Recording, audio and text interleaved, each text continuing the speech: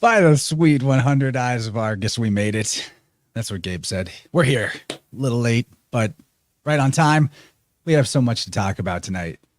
And so welcome to Marvelous DeMystifiers, episode 21.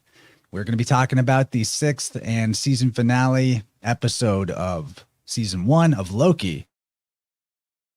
And man, there's a lot to talk about.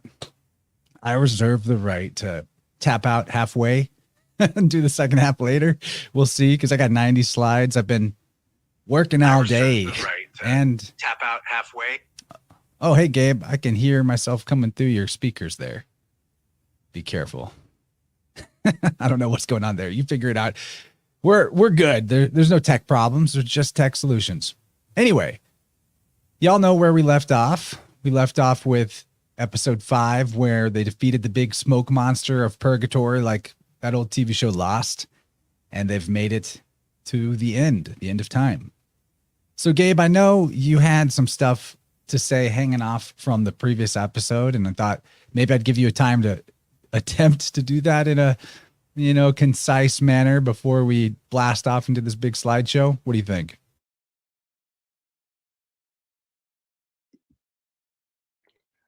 I'm having a loop in my own audio right now. Hold on, let's just wait a second. If we just wait a second, I'm almost at the end of the loop. Okay. You can hear me? I can hear you. Oh, It's your curse of the tech gods. I'm in a time loop. I'm like Loki when he gets schizoed out. I'm like stuck 2 seconds behind myself. I think I gotta back out and come back in.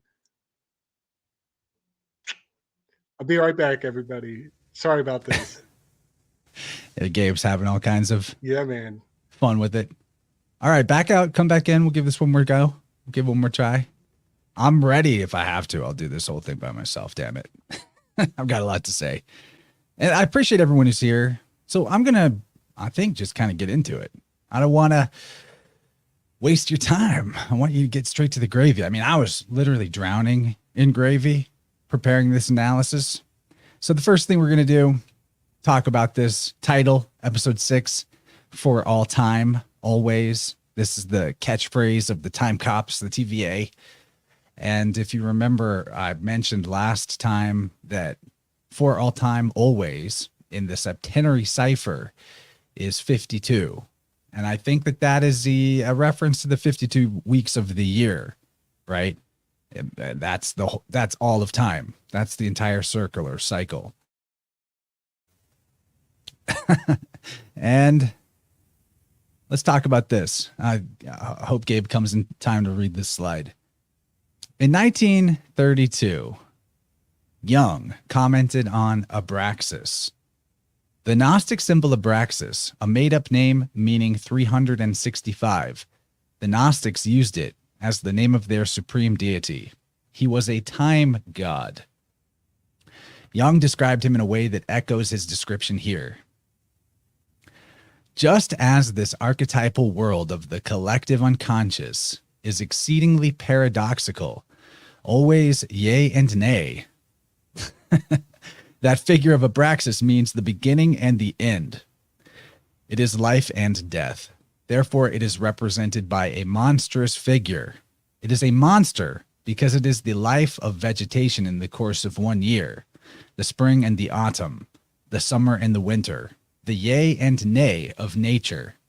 So Abraxas is really identical with the Demiurgos, the world creator. And as such, he is surely identical with the Purusha, or with Shiva. Jung notes that Abraxas is the god of the frogs, and that the god of the frogs or toads, the brainless one, is the union of the Christian god with Satan.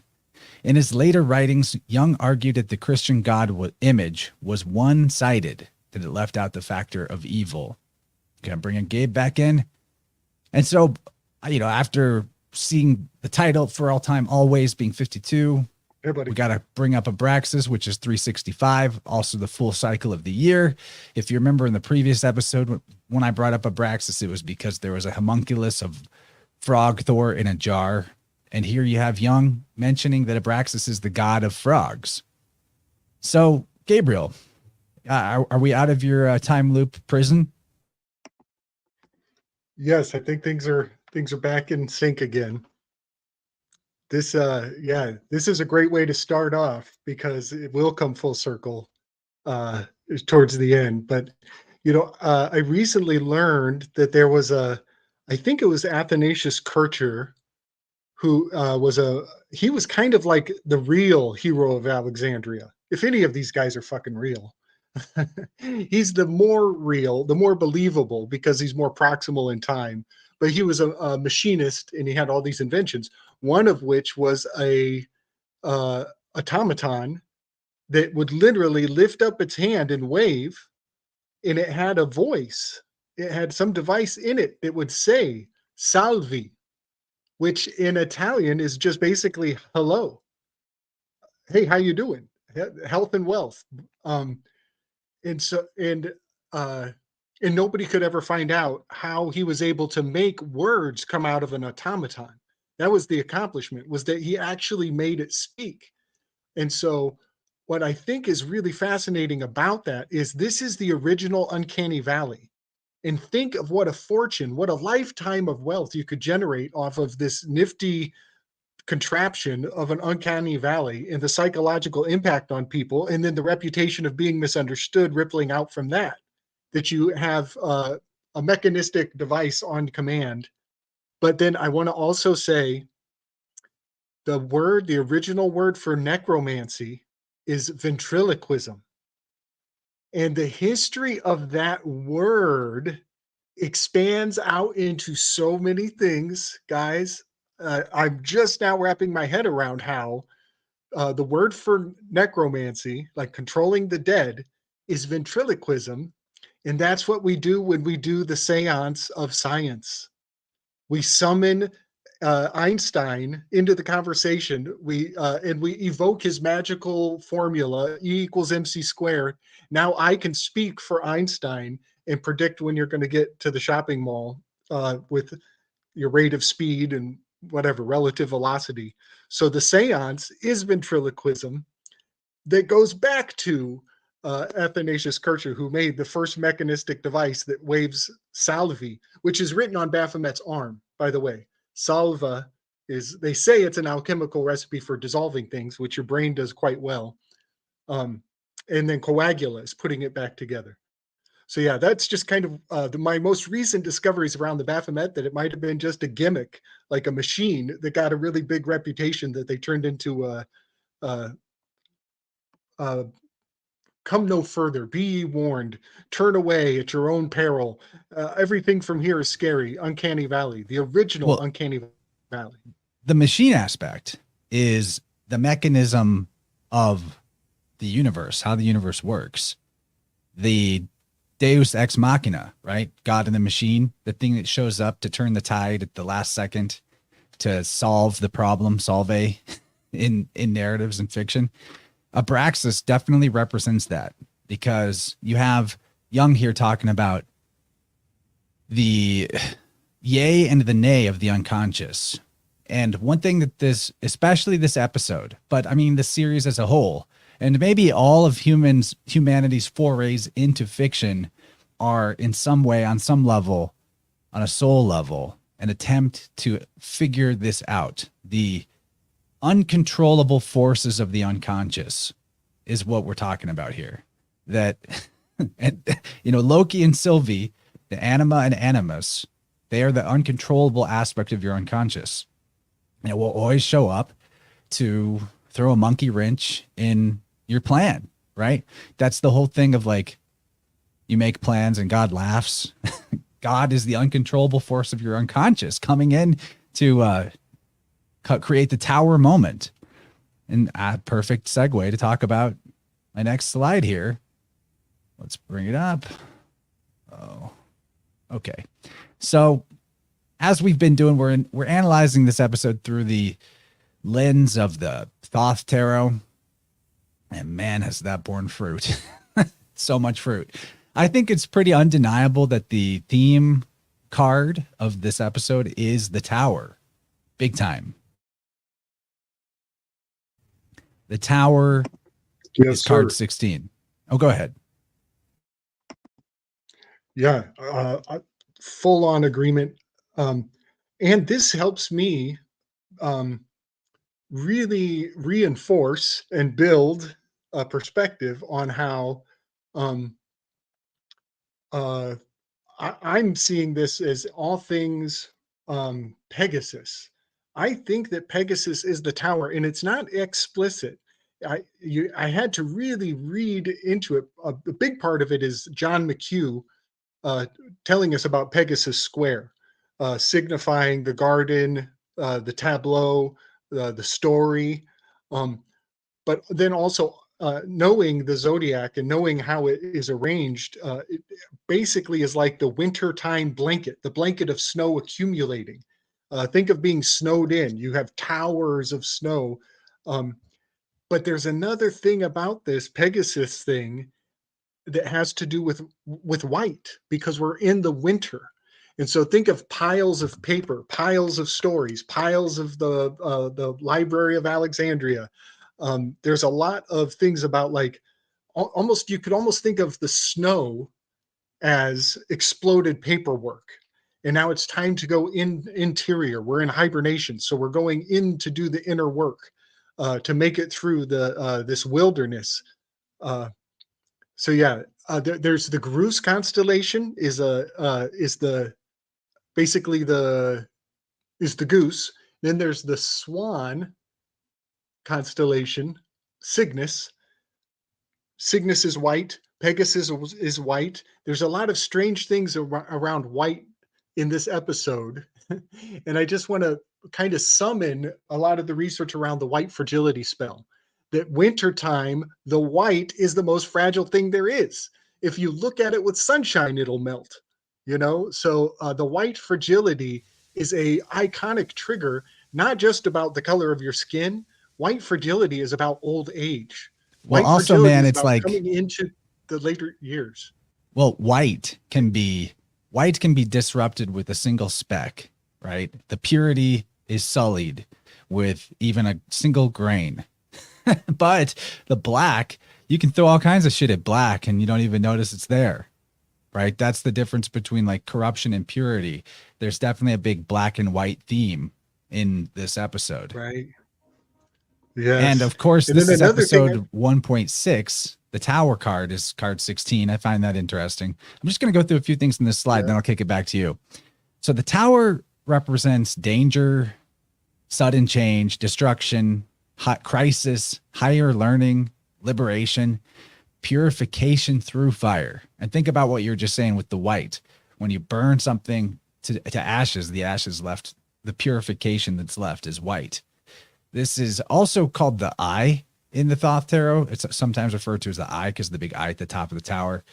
The big theme here is the destruction of our small self, our little s self ego idea, and how our limitations in consciousness are destroyed inevitably by the sine wave of time. Now, the letter with this card is Pei. Pei means mouth. You see the mouth at the bottom of this card. We'll be returning to that idea quite a lot. The design of the Pei letter is said to be a mouth with a tooth emerging from its upper jaw. And there's also this idea with the number 80. There's a letter pi. In Greek, that also equals 80. The Hebrew letter Pei equals 80. According to Judaism, in the Old Testament, Moses was 80 years old when he led the Jews out of Egypt, and 80 when he transmitted the Torah to them. So 80 and Pei in Judaism is connected to communication, which is also 80 Mercury atomic number of that particular element. And we know Mercury is the god of eloquence and communication. Pei is the alphabetical symbol of Mars to the Hebrew language, and this card, the tower, is ruled by Mars. And there's this interesting thing with the letter Pei and P, that P can also be PH, and it can also be F. So the letter Pei is also sometimes called Fe. And in the modern Hebrew, there's like a different way of pointing the letter to make it a P or an F. So we have Fe. And I don't know if you've heard, but the Fe, the fairy folk, they don't like iron. Iron repels them, and that's all in the mix with this as well. Nice, man. Yes. And there's a mouth at the bottom with the fire coming out of it that's obvious on the face because it clearly has teeth. But there is also another mouth, very subtly encoded. If you think of that eyeball as it one big head eating the castle, there's actually a mouth engulfing the top of the tower. So there's a obtuse mouth on the explicit, and there's an implicit mouth. Now, everybody think about the term curb stomp. Curb stomp has a very triggering scene. That word should make everybody crawl out of their skin a little bit, if you know what I'm talking about. Well, this mouth, not the one that's obvious, the subtle mouth that's eating the top of the tower, that mouth is about to get curb stomped. Put your mouth on the stones, on this rock. And this is a white fragility spell, not only because the scene was about race. It's not about the color. I'm talking about your teeth are fragility. When we say fragility, your teeth breaking, everybody around the world is worried about this. It's a universal catch-all, the fragility of your teeth. And also, don't fire till you see the whites of their eyes. That's saying get them in close, get them in real. Shh, wait until they don't know you're here, and then sneak attack. So that's another aspect of the fragility is waiting for the whites of the eyes. And what's at the top? What everybody has. The most vulnerable part of the soul is the window. And that's going to be the star card is another element that's going to come up in a minute with the window. Good stuff, man. And you talk about white fragility, and I think the white people, the spell that's been cast called white people. Right. And there's a lot of fragility baked into that idea too. That we have to tiptoe really around everybody, that we're the privileged ones, and we are the ones who cause the victimization in the world. So there's that.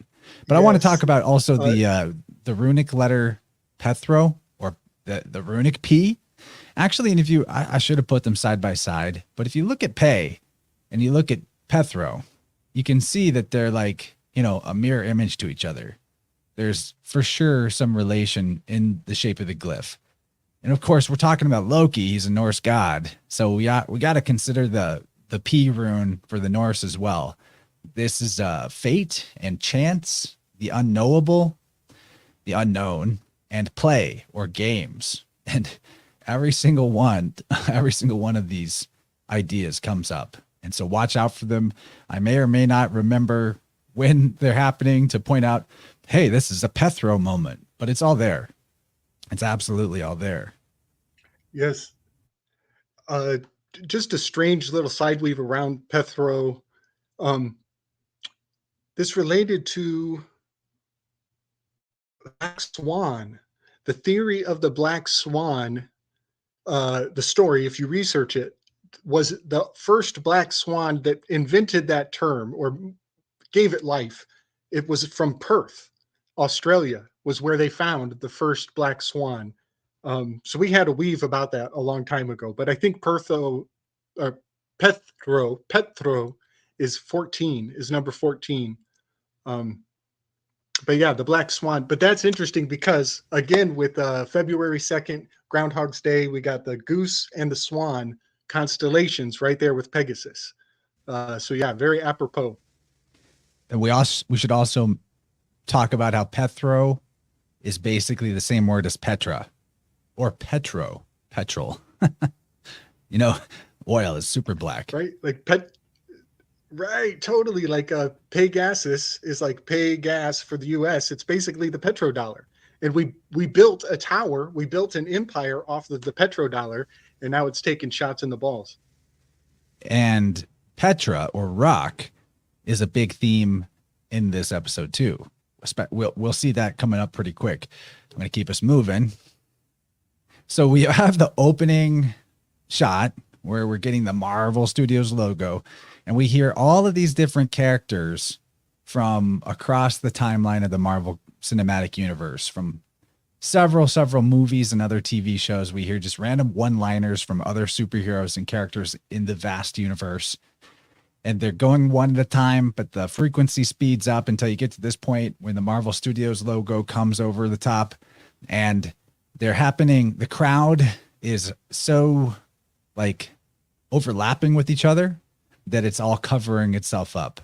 So this is the Hebrew letters Samek and Kaf. Kaf final is the second letter. So it's not the same Kaf as what we looked at yesterday, but it's how they draw it when it's at the end of a word. And Samek equals 60, and Kaf equals 20. So that's a word that equals 80. Just like in the previous episodes, we're going to be looking for words that equal the number that goes with the letter, that goes with the card, that goes with the episode. So it's a big, huge chain of correspondences we're looking at here. And this moment where a multitude or a crowd is speaking through their mouth, pay, and there's such a multitude, there's such a crowd that it's covering our ability to understand, it's concealing. Well, I felt that's a direct hit. That's the exact idea here. And I find it interesting because the context that this word Samek Kaf is used in is like the multitude of men which cover the earth, or ointment that covers the skin and closes the pores. So there's definitely this contextual meaning about enveloping or obstructing that goes on here. I think that this word SK is probably related to our word sack, because the sack is a covering. It envelops something. And you might be able to hold a multitude of something in your sack. I'm thinking of the ball sack. Think how much semen is in the ball sack. I say that because one of the Hebrew words that equals 80, it basically means like semen virilis, like potent semen. So like really powerful yang energy. So that's in the mix too. And there's semen, it comes in multitudes. Your sperm can't count. And then as this series, or as the episode continues, the first thing we see is a shot of the sun. And what does it say? We think of time as a one-way motion. This is your first clue among many in this episode that Kronos is the sun. It is not the planet or the luminary that we call Saturn. More about that later. But as we're here at this opening scene, we get a big bang and flying through the galaxies and universe video with a series of greatest hits from the sacred timeline of, real so-called real life. Basically, the greatest hits being the psyops and covert agents that have crafted and controlled the worldview of the masses. Since we established the idea of a multitude and a veil right before this, I think these following one-liners are quite implicative of deception. So we're starting with Alan Watts is the first one we hear. He's not labeled in the subtitles, but that's who it is that's speaking. And Alan Watts, he's a trickier grabble. Dylan feels vindicated that they're talking about time and showing the sun. You are vindicated, dude. Kronos is the sun. This episode proves that either God is telling us through these creative people, or these people are part of the craft and they know it. Anyway, Alan Watts, he speaks on a lot of stuff. He seems harmless mostly. A lot of people dip their toes into Alan Watts and it's feel good. Makes you feel good. It's trippy. Might, do some mushrooms, smoke some weed, listen to Alan Watts.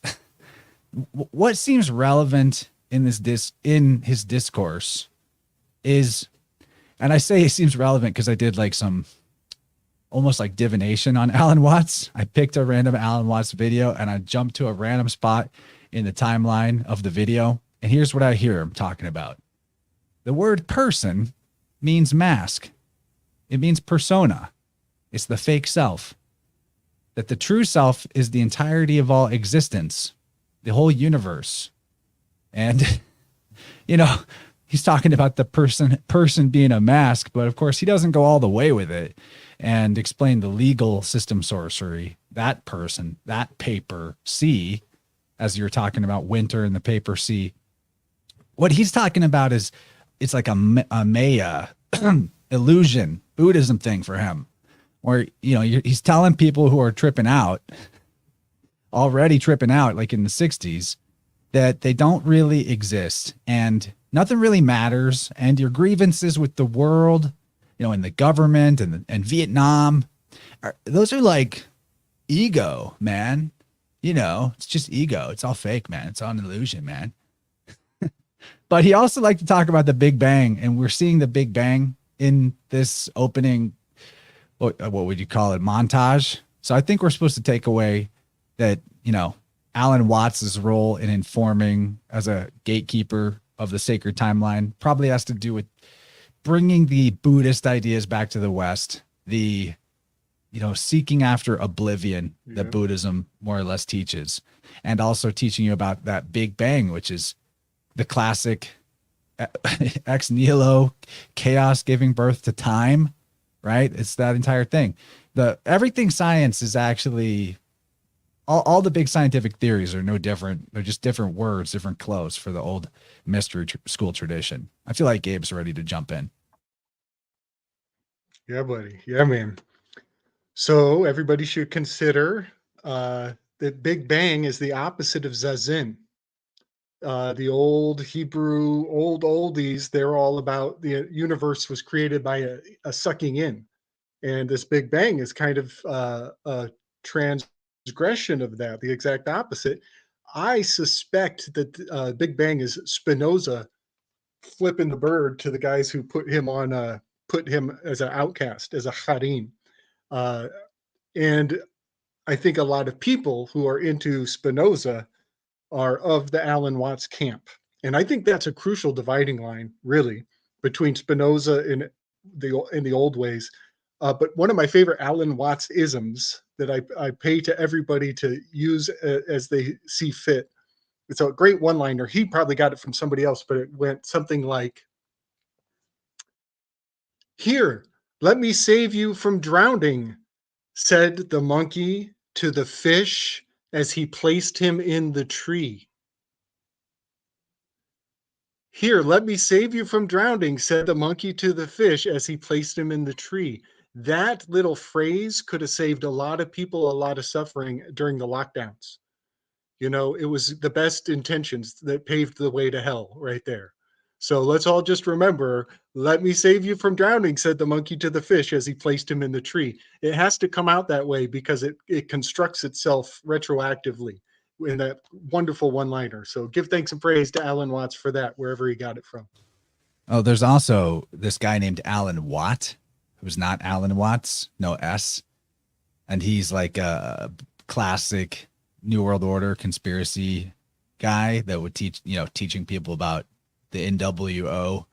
If you go to the hilarious Rational Wiki, which is all about debunking conspiracy theories with as much hatred and vitriol as possible, read about Alan Watt there. They make fun of him. I don't know a lot about him, but he was probably pretty based, I would think. He died fairly recently. But plugging on, we're going through this greatest hits. I got one more on Alan Watts. He was very recently injected in the zeitgeist in the film Her, where the character falls in love with his PC, with his computer, and somewhere through that plot, he finds out that his computer is cheating on him with Alan Watts. And it's like this awkward moment. Like he comes home and she's like, "Yeah, here's Alan Watts." And Alan Watts has got this suave, smart voice, and they're talking about universal ideals. They're like off onto this level that the main character, can't even come close to. She's like, "You're not jealous, are you?" And Alan's like, you can almost hear Alan Watts pipe in his mouth laughing. So there's a human jealousy against somebody smarter than them that is not just Alan Watts, it's an Alan Watts computer. So I just wanted to mention that he was kind of emasculating that character from Her recently. So that's interesting. We're starting out with that because there is a castration plot afoot. Well, I'm also noticing how Alan Watts is wearing orange in this famous photo, just like the Buddhist monks would wear orange, and the sun is orange. The generative power is the sacral chakra, the orange chakra. This episode is highly, highly involved with the Kabbalistic sphere or Sephirot called Yesod, which is equivalent to the sacral chakra in the Tree of Life. So I find that interesting. I'm just noticing that orange. But yeah, let's continue through our little whirlwind tour of so-called outer space, which is part of the Sacred Timeline program and Super Faking Gay, where next we see Neil Armstrong is speaking. And we get the line, "One small step for man," reminding you that you're supposed to believe that some guys landed on a rock in the sky in this paper mache grade school project that traveled through a vacuum, landed on a moon, launched back off of it and came back to Earth through the atmosphere. So that's obviously the fake moon landing is a humongous part of the sacred timeline, the sacral timeline, actually, since we're talking about the sacral chakra today. And then next you get Greta Thunberg. How dare they? Of course, because that's part of the sacred timeline as well, that you're supposed to believe you're bad and you're killing the world with cow farts every time you eat a cheeseburger. I personally ate a cheeseburger tonight for lunch, and I don't think the world is any different. I can't. I just have to laugh at like the Greta face. How dare you? I mean, this is the epitome of how dare you. And then we hear this chick named Malala Yousafzai. Yousafzai? I don't know how you say that. She was a Pakistani female education activist and the 2014 Nobel Peace Prize laureate at the age of 17. The world's youngest fake Nobel Peace Prize laureate. Her fame soared after a gunman shot her in the head in 2012, a big bad Taliban man, when she was 15 years old, and she survived. So she was apparently, you know, running her mouth about how women should have equal rights. I'm just kidding, guys. And we're giving her voice at the moment in the video montage of the Big Bang, aka reminding you that she got shot in the fucking head, allegedly, but she survived, allegedly. So her part in the sacred timeline programming of history is Taliban bad, woman oppressed, woman victim. You speak out, you get shot. And she, of course, she claims that Barack Obama is her role model. That's why I grabbed this picture here. You know, the guy who won a Nobel Peace Prize himself for dropping drones on brown people, drone bombs, more than anybody. Also found it kind of interesting that Barack's TV daughter, maybe it's his real daughter, adopted maybe, her name is Malia, and this Pakistani female rights activist is Malala. So Barack's daughter, Malia, this woman who's a Peace Prize winner who idolizes Barack Obama, is Malala. It's basically the same name. So here they are together. There's so much going on here. Then we get Nelson Mandela. Of course, the Mandela effect. Wait, hold on. Before I gotta weave on can I weave on Obama real quick? Yeah, bud. Just jump Obama, in when you got blowing to. shit up. Yeah, buddy. Yeah. Obama blowing shit up. He ran out of bombs. Oh, bombs left. Big Bang, and this is the Big Bang Peace moment. Prize was made. Right. And the guy who made the Peace Prize made his empire on dynamite, blowing shit up. He faked his death, and the obituary said, like, the god of death and murder and destruction is finally gone. And he reads his own obituary. He's like, oh, fuck these motherfuckers. I'm coming back. Because he didn't like the way people talked about him after he died. So he came back and then reinstituted the Nobel Peace Prize, which is literally the format for what they're really giving people money for with that award. It's people who can get away with doing horrible stuff, but keep the PR to their own benefit. They keep the money coming in while on the down low, blowing shit up, causing horrible damage. That's really what the Nobel Peace Prize is. It comes from Oslo, Norway, which is the location where Edmund Munch had the scream, the moment of the scream. He's off the coast of Norway, which is the location where they blew up the maelstrom. Nord Stream maelstrom was right off the coast of Edmund Munch's scream, which is the Aeon card. In that moment when Krakatoa sent 7 streams of fumes around the earth, that is the headquarters. That's ground zero of the Nobel Peace Prize, is where Edwin Munch started the scream. And that should make you reconsider reality. You should have your Nietzschean nihilistic moment with what I just said. Well, you're talking about the Nobel Prize, Peace Prize, being about blowing shit up. It's definitely like 1984 doublespeak. War is peace, you know, hate is love, that type of deal. It makes me think of, I was having this conversation with wife Jennifer last night about the FBI and how the FBI is like people laundering instead of money laundering. You know, ostensibly it's the agency that's there to investigate and find where the bad guys are at, like how they're doing it, seal the cracks in the law so that people aren't getting through the fence.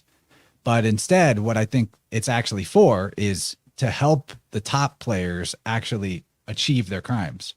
You know, you might have some like low level analysts that are looking for the infractions to the law, but then at the top, they're like, oh, thank you for showing us where we were exposed. We'll We'll fix that now.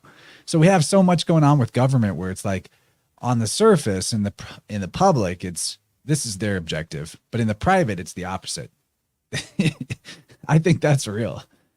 But you're talking about like the Nietzschean questioning reality moment, and we're about to get there with Mandela, but go ahead. Right. I'm just going to put a little pin in the word prize. That's just now kind of coming to, like, as we're mentioning it, I'm like, wait a second.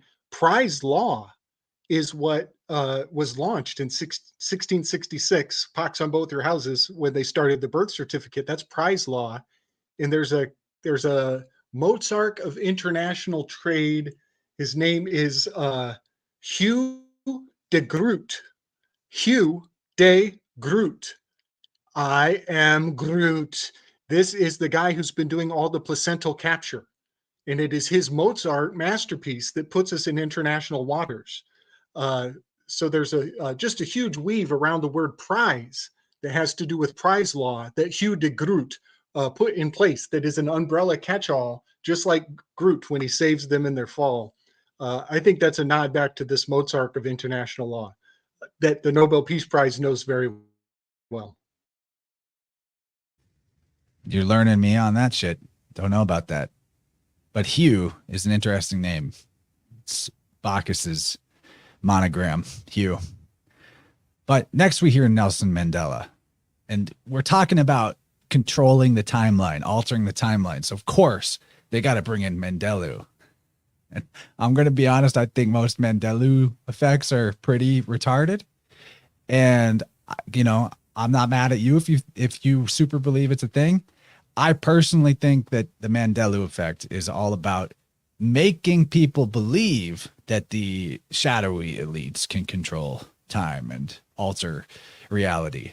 That being said, I am completely open to the idea that our consensus reality is more malleable to our beliefs than we know. I'm open to that idea, but I don't really buy the majority of Mandela.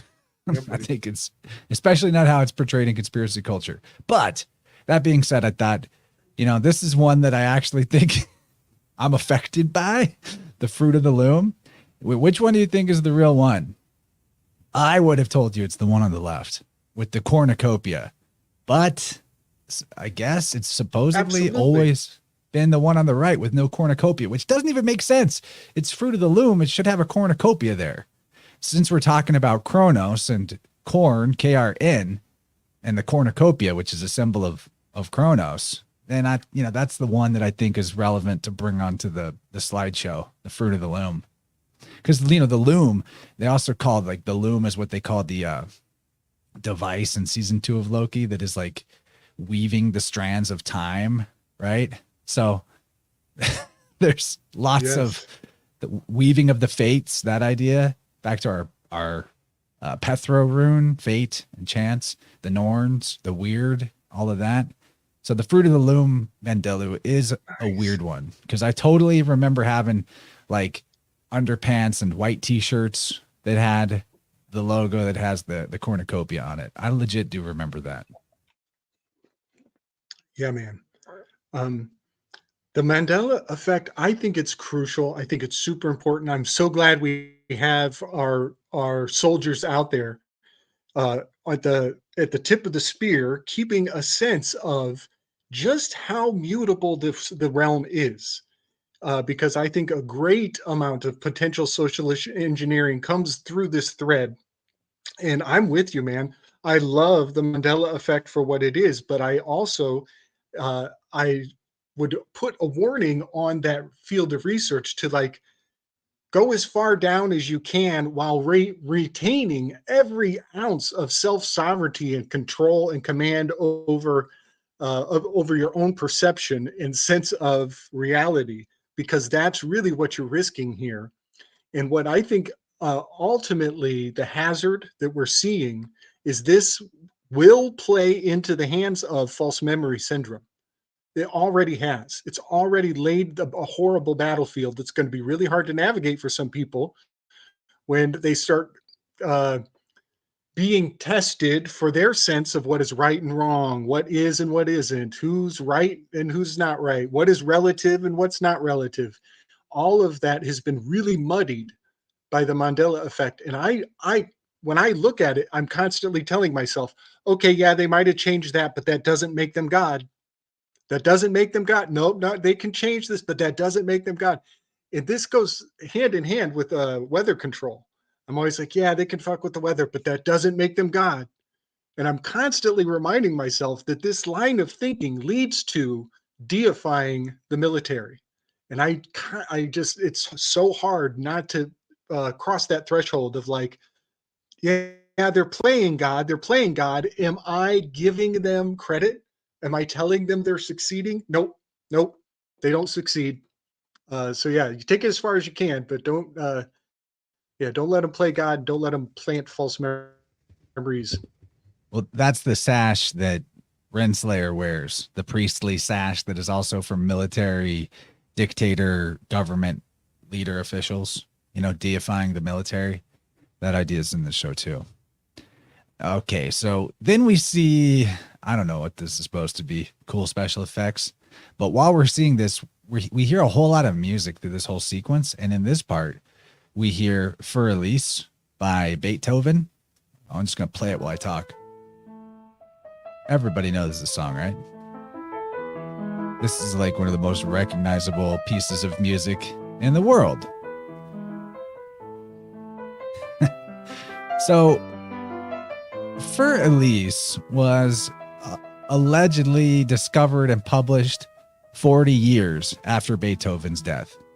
He's the composer who, by the way, who went deaf but was still crushing. If, again, all this is just the story. We don't know. I honestly don't know. I'm going to kill the music now. But my point in bringing that up is how there's like endless speculation and argument about who was the Elise for Elise was about to Beethoven. Maybe she existed. Maybe she was just maybe it was just a title he made up. But just imagine all the thought energy that we evaporate on trying to wrap our heads around the mainstream historical narrative on things that might just be a total red herring to begin with, or stuff that's going on in media today. Like, that's black hole. See, we're seeing a black hole on the screen. A lot of these ideas are basically a black hole for your attention, for your intellect. We also hear in this part the Tchaikovsky song from Swan Lake, the finale song. It's pretty famous. I don't have it loaded up, but it's here. And Swan Lake, I don't know a lot about Swan Lake, so I can't comment much, but there is this part where the song plays at the end of the production, where the two characters, the lovers of the play, Odette and Siegfried, well, she flings herself into the lake and Siegfried follows her. So it's like a double suicide. But the love that they had breaks the enchantment, and all of the swan maidens are freed from the curse, and so are the spirits of Siegfried and Odette. So there's like, I think, meant to be parallels here to this Loki episode. They're flinging themselves into the void together, trying to break the curse of the enchanter, who is the big bad boss Kronos character. And then there's also the other recognizable song from this part that I thought was relevant was Auld Lang Syne, which is a Scottish folk song, and it's traditionally sung on the last day of the year at midnight. So that's the Janus moment, that's the going through the gate of the year. And Auld means old, Lang means long, and Syne is sense in like folksy Scottish speech. So it's basically old long sense, their way of saying time's gone by. So that's some of the music that we see in this scene that I felt was relevant. Yeah. So remember, if from our last weave, we have come out of the fall and we're moving fully into the winter seasons. So yeah, we're at that terminus. PK, or no. It was LC King. He has a big thing about the terminus. But something that's hit me. Also, you mentioned the swan. Well, that's the song that they were playing with the theremin earlier episodes. They were playing the swan song, and that is the Cygnus constellation. But I'm quite. I mean, isn't I Cygnus know around that Capricorn, we're right here which with is in the winter? Capricorn moving into Aquarius. Pretty much. Yep. So you can think of this as like we're coming in. This is elections. This will be where the handoff and the inauguration happens. This is going to be Groundhog's Day. This is going to be a reading of auguries. Groundhog's Day, February 2nd, is right there around the inauguration. And when I say inauguration, I'm talking about reading animal behavior to predict the future, but I'm also talking about the president taking your vote of offering so that they can predict your future decision making, just like an animal. And Chance, can you bring up the most recent in the Telegram that I just sent to you? This was such a fascinating reveal. The last thing we said in the last DeMystifiers was we're going from the fall into the winter. We're probably around the Fornax constellation, probably coming up on the Uranus River here pretty soon. And sure enough, look what I find out. The great void, the super void of Uranus, is quantum entangled with Canis Venatici, the great void. Just to be impeccable, I call it it's Uranus. I say it. Yes, but it's basically the Jordan. It's also the Jordan. That's why I'm between two worlds all the time, because I'm just reminding myself this is also the Jordan River. It's the same word in my eyes. I know it's said differently. But this transition, this fjording, crossing over the fjord, wrestling with an angel all day so that all the Israelites could get to the other side, and then you get initiated, you get your magic new name because they fjorded to the other side. Well, this is fascinating because Eridanus is not close to Canis Venatici. It doesn't fit my Gananga Gap 9-month cipher. What they're telling us is that this is a warp zone. Just like it's Super Mario Brothers, where you go into a tube over here and you pop up over here and it's not logical. There is some sort of quantum entanglement between these 2 points in the heavens. And that is so fascinating because this is the scientist blah blah book cope language for what we said at the end of the last episode.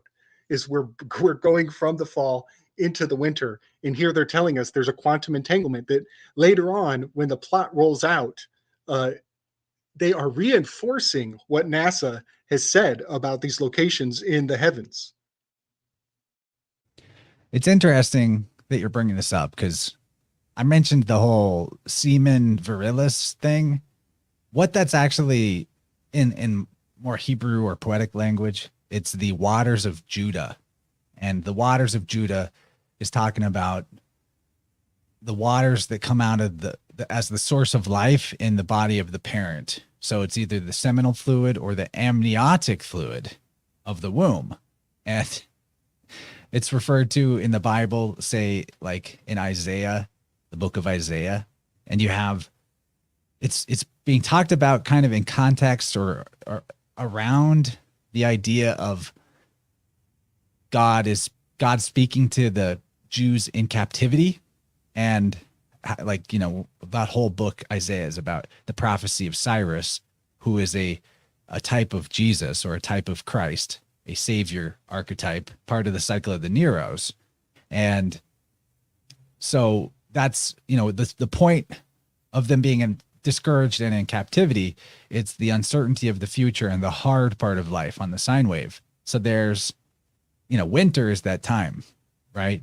Winter is that time. And we see rivers or waters in the sky clock in the winter time. And so I think there may be some relation to this idea of the waters of Judah, but which is a an 80 in our gematria weave, which is the letter Pei, which is the tower card letter. So all that, throwing a lot on the fire here. Something else I forgot to mention. There is a great deal. I learned so much in preparation that well, it'll almost be a 50-50 list of how much we can fit in the 4 hours.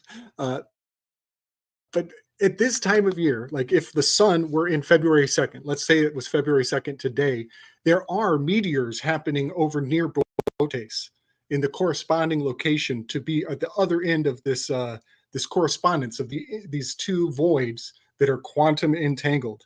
So when the sun is over here, there's a show in Botes, which is just so fascinating that they're just reinforcing the light show and the light cycles, and translating them into the things of man, and then disseminating them onto us to just reinforce that skyfolding. Oh, but I want to say this. This is amazing. When I learned this about this interconnectivity, whatever, quantum entangle, whatever you want to call it, it comports to my read of Perseus slaying Medusa. When Perseus slays Medusa, he has a regret, a reflectivity, and he has to go ask Athena, what was that horse that flew out of her neck? And her answer draws him back through the story to Botes. Her answer takes him to the moment that is correspondent to the other great void. And that's the moment when Medusa was looking in the mirror and she found out she was pregnant. She didn't know that, but 2020 hindsight. So there's a going backwards and filling in the context retroactively in Perseus's story slaying Medusa that hash marks this cut of Pegasus coming out of the Uranus River, flashing over to Botes in the sky. And that stood out to me when I was doing the story before I knew what NASA had to say about it. And so here is the cut mark. This is the cut markation. This is Cygnus. Delphinus is going to come up in a minute in the tower. Here's Pegasus. This whole cut is pointing across the zodiac to the Crator Cup, the Crator constellation. So right here is Hydra on top of Leo. That is basically the ingredients to give you the Yaldabaoth, the lion-headed serpent god. That's Leo with Hydra as a minor decant of him. So it's just amazing to me that Botes over here, basically in the Great Diamond of the Fall, has this corresponding meteor shower if we were in February 2nd, if it was Groundhog's Day, if we were reading auguries, if we were running drills. There's actually a drill nebula. There's a corkscrew. There's two corkscrew nebulas in Uranus. So running the drills, running the auguries, even Terpsichore the dancer is going to come into play around the star card here with Aquarius. So just wanted to get everybody a little star map of where our mind is. I think of Barack Obama because Pegasus is Barack, the horse that takes Muhammad to Mecca. Pegasus being Barack. Barack is also the Karab. Barack Obama is basically all the signs and symbols along this entire meridian, Crab, Leo, and Capricorn, Aquarius. This is all things Barack. It's amazing how many signs and symbols are packed into his name as a hypersigil. And the Nemesis, when he comes out, his first scene, he's going to be in a high priestess position, but he's also he's underneath a cyborium. He's in a building in his big reveal. Well, the cyborium is the chariot card. So we're going to be taking the chariot card. We're going to end up stacking it on the high priestess card. And that's going to be the big reveal when we first see Barack Obama, the big George Floyd wannabe actor who is the nemesis of the whole story. But I'm jumping way ahead. I got to say thanks to the super chatters, Rachel and Braden over on Rockfin. Much appreciated. Y'all know I put a lot of time into this. And you can also tip Gabe, who also does a lot of research and forethought. Go to Cash App and send $Slick Dissident some support as well. Both of us would love to be supported for the fun that we're having with all of you guys tonight. You brought up Botes. And I don't have like the receipts on where it fits in astrotheologically to the myth, but I do know that David Matheson talks about Loki in the Norse mythology being Boötes, quite a lot of that. And you're talking about the votive offering, votive BV switch. I mean, votive is like a sacrifice or a burnt offering. When you're voting, you're taking part in an occult ritual in so many ways, not just a little bit. Not to mention, this episode has a lot of parallels, tons of parallels to Adam and Eve and the garden and Genesis, which is Boötes and Virgo, Adam and Eve. Pretty sure that's where they fit into the sky clock as a story. So here we go. Getting back to our slides. The next thing after we've gone through all those sacred timeline greatest hits is we're now in like a DMT tunnel. We're flying through like DMT tunnels, what I would call this.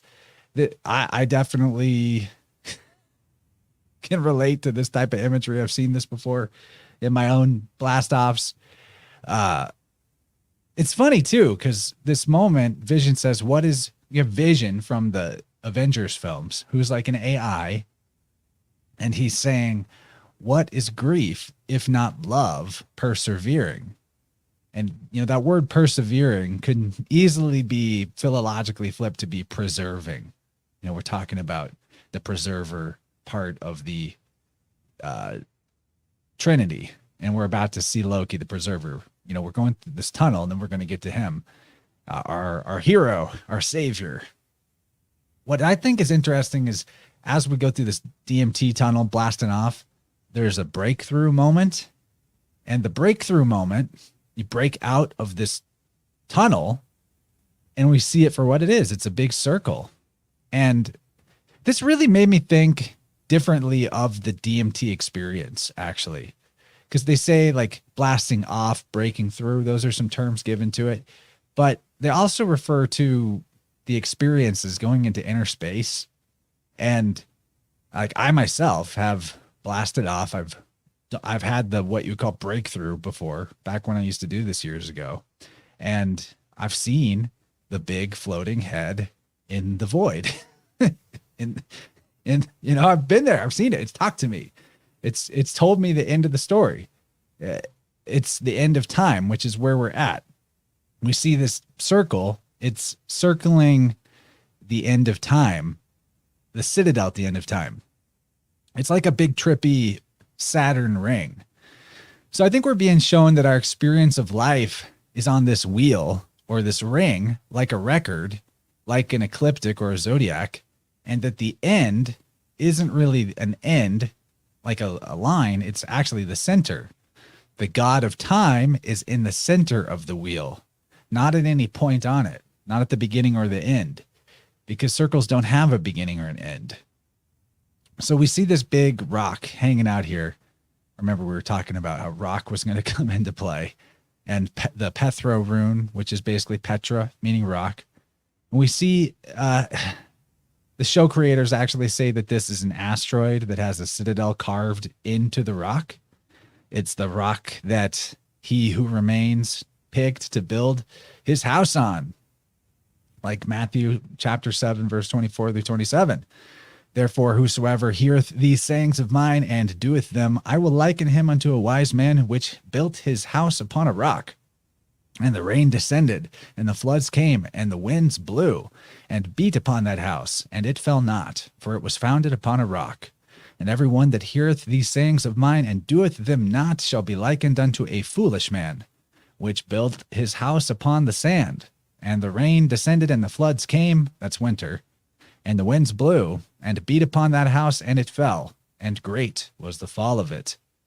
So the foundation of this citadel at the end of time, we see is this big rock. Yesod is the foundation upon which God has built the world, according to Kabbalism. Yesod, Yod, Samek, Vav, Dalet, YSVD, or UD, that's equivalent to 80. So we have the 80 of the pay coming back into play. The Yesod sphere of the Sephiroth is the one right above Malkuth. So it's the second from the bottom. It's said to have served as a transmitter between the Sephiroth above and the reality below. So the light of the upper Sephiroth are said to gather in Yesod and are channeled to Malkuth below. In this manner, Yesod is associated with the sexual organs. The masculine Yesod collects the vital forces of the Sephiroth above and transmits these creative and vital energies to the feminine Malkuth below. This is kind of like the idea of yin and yang, how the world, the container, the material is the yin, the feminine, and then your attention or your ego, that which observes and notices things, is the yang, the masculine. So they liken Yesod to the engine room of creation. It's the sacral chakra of the tree. I think Yesod is the image-making faculty of consciousness. The fact that you close your eyes and images just spontaneously come into your mind. Like that, what is that? That's so, we say thoughts manifest reality. Well, there's this thing about thought that thoughts just come in, and they come in as images quite frequently. Think about dreaming, especially. So that's the light of the upper Sephiroth trickling down into Yesod, your awareness, your consciousness. And then through that, it's transmitted down to Malkuth and builds the world. And this episode, we really need to start questioning the idea of self, because the tower is about the destruction or the removal of the limitations that the lower self puts on consciousness so that the higher self can expand and come into being and the enlightenment moment could come. So I wanted to bring up Kant, transcendental idealism referring to the philosophy that all is mind, everything is mental process. So, because we have this question about self, like, I'm going to get a little Alan Watts on you, but we consider ourself to be the thing that, if you really get philosophical with it, you might consider yourself to be the I am, like the sense of self beyond all identifications. It's the part of you that notices. It's the witness, right? But the problem with identifying the self as the witness itself is that, well, what's noticing that something's noticing? And what is it that's noticing that something is noticing that something is noticing? You see how we get into an infinite recursion here? And this is the problem. This is one of the problems that Kant was trying to solve with his writing. So for Kant, the self is real. It's something real. It has a reality to it, but it is neither the appearance, Yesod, right? The image-making faculty of consciousness. It's neither the appearance nor the thing in itself that is appearing, but rather the self has some third status. It's the tertium quid. Appearances for Kant arise in space and time, where these are respectively forms of outer and inner attending as in, attention, which is into when it's inner attending, it's intuition. When it's outer attending, it's attention.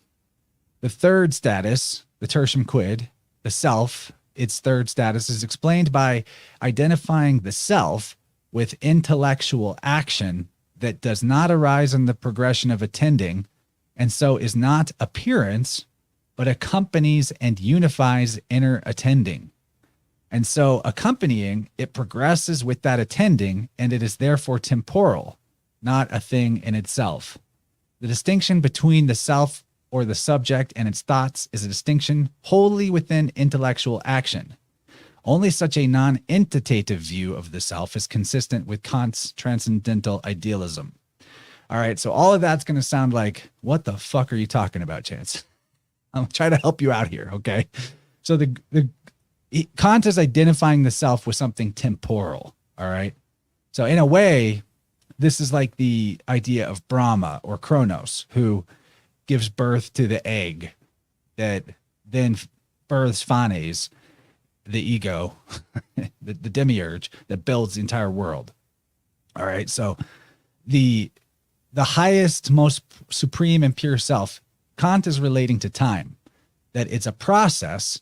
Remember how Jung describes Abraxas? Abraxas is when you combine everything with its opposite, everything cancels itself out except for power or effectiveness, because power or effectiveness cannot be canceled by lack of power or ineffectiveness.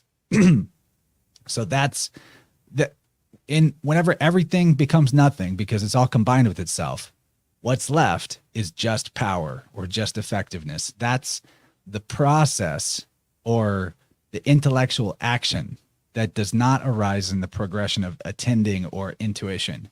Okay. So now we got to think about the self and time, like the highest, most true aspect of yourself as time. What does that mean? How we can help ourselves get through that is to start to delineate a distinction between types of time, because we only have this one word, time. I bring this up a lot, but the Greeks actually have more than one word for time. You have Kronos, which is measured time, measured out by the spin of the wheel, the zodiac, the sun. Sun is time. It's Kronos. It's our consensus reality. That's the outer attention, right? That's our synchronization with each other. It's how we know to meet at 2 o'clock or 7 o'clock or whatever. That's Kronos. But that's not the ultimate reality, because our experience of the flow of that based on our process of intellectual action can vary. So there's not something real about it. It does, no matter what, 60 seconds doing something fun is going to feel different than 60 seconds doing something boring.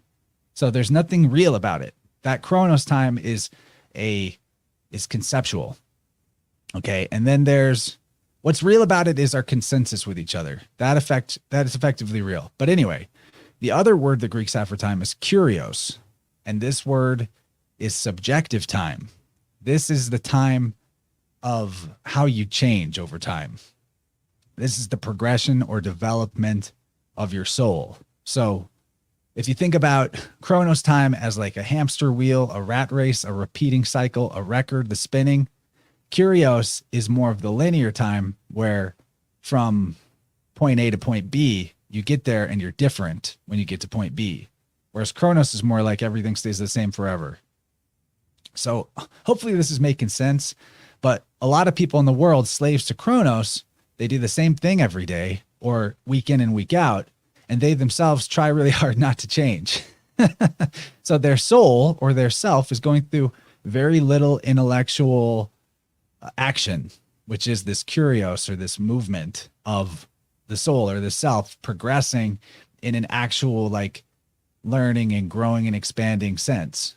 So this kurios, this inner action or this intellectual action is what is the real self. It's the way that we change over time as we act upon these inner forces of based on these inner forces of intuition, and then these outer things that we're paying attention to. So I know it's just threw a whole lot of philosophy at you, but this is, what we got to think about it going forward in this is how the self is related to this idea of time, but which time is it? Is it the Kronos time, the cycle, the eternal return, that nothing really changes? Or is it the inner intellectual action, our action upon the inner and outer forces that change us and change them? That's the real time. That's the real self. Yes, sir. Yes. Excellent weave, Chance. Yeah, you just laid out a bunch of homework assignments for everybody. So that made sense. Did I do justice to Kant? Yeah, man. Yeah, Kant is a cunt. He is an immovable, implacable monolith of the bedrock of philosophy, and it takes some real work to first to gain apprehension of what they're putting forward, and then you take it forward and test it, and then you have to find some cracks in their work. And Kant is essential. He is a real cornerstone. It's so cool that you started with the Peter is the bedrock of the church upon which the church is built. And I see Kant as the Hierophant card. Kant and also Jung. Jung was a Kantian. So they're both kind of correspond to that Hierophant card. And I'll say the reason why because Nietzsche called Kant the Chinaman of Königsberg. And if you look at the Thoth deck Hierophant versus the Rider-Waite, you will see Nietzsche's joke. You'll see the Catholic Rider-Waite Hierophant has become the Chinaman of Königsberg. If you look from one Hierophant to the other, it's basically Nietzsche's joke dressed up onto a Hierophant card. But yes, Kant is totally a cornerstone. He's a number 5 observer. But I'll say this: the reason why Kant is such a dangerous cornerstone, I just bumped into this recently, and it's so profound. It's going to inform me forever. I met somebody who he has taken and internalized Kant's his maxim. Kant says, take the golden rule, do unto others only what you would have them do unto yourself. And he hyperbolizes it unto only act the way that you expect the rest of the world to act, such that you see the goodness you expect in the world around you. So in a weird way, he takes the golden rule, but he expands it to everybody unconditionally. And right there is when I think we lost the 11th virtue of being righteously indignant. Righteous indignation used to be a virtue, but I think Kant came and stifled all that. And now let me just say this. I met somebody, I'm not going to name names, who has taken an ideology onto themselves that I think is self-loathing and self-deprecating, self-demeaning. And then they're going out in the world and expecting the rest of the world to self-demean as well. And so they're actually taking Kant's advice. They're acting the way they want others to act. But that's only because they don't want other people to be so powerful. And so I wish I could say more details, but I don't want to rub anybody the wrong way. But I can see this person thinks they're being virtuous. They're taking on this high ideal, and they're enacting it in their own life. But now they expect me to jump on this bandwagon that they're on about, and I'm like, nah, I'm not down. So yeah, it's fascinating when you see how far Kant can go, and then it hits a wall where it has to be demolished and reassessed. So yeah, it's deep, funny that super deep. Everybody take it for granted because Kant is the bedrock of philosophy. Yeah, dude. And the word Kant is also another word to call the green language, the doublespeak, the language of the birds, language of the bards. The French called it Kant. So that's the thing. I learned that from Dylan. Spirit World. Read the Spirit World books, guys. If you want to know like how I'm able to piece things together, big part of my journey was Spirit World. Still is. Still study that stuff. Thanks, Dylan. Go check it out. Audiobooks by me. Support both of us. The other thing about what you were just saying, to add to that, you know, how the self, the true self, is this intellectual action upon the attending aspect of the world, or the outer world, the attention. Was just talking about this with wife Jennifer yesterday too, how you know, we see somebody in our life who all throughout our life they've pretty much always been fucking up, like drug addict or criminal or untrustworthy, unreliable. And you know, your whole family, their family maybe, and you know that your whole family knows their history. And then you hear through the grapevine or at a family gathering, like, oh, did you hear? So-and-so, they're out of jail. They've been clean for a month. They've been clean for 2 months. They haven't done drugs for that time. They've been holding down a job. And then, you know, some people are like, great, that's great. They're the treat others how you want to be treated. But then somebody else comes in with the righteous indignation, with the satanic inverse golden rule, treat others how you expect them to treat you. And they're like, oh, it's only a matter of time before they fuck up again. Only a matter of time. Better not trust them. Don't give them any leeway. And so this is the thing that Jung is talking about, the opposing yays and nays of the unconscious as it expresses in the outer world. And we all have to make this choice in life a bunch of times. Like, are we going to give that person a yay, or are we going to give them a nay? Are we going to hold space for them to evolve and change, for them to go through their own process of the intellectual action where their self can experience the curious flow of time instead of being in the repetitive loop, the Kronos slavery? Or are we going to just, see the worst in them, expect the worst of them, write them off, and then watch that happen too? And it's really important that people understand that choice matters. That choice matters, because you've heard me talk about biofield tuning a lot. You've heard me talk about how the reason tuning works is because the universe has this principle that a coherent energy or coherent vibration entrains dissonant energy or dissonant vibration.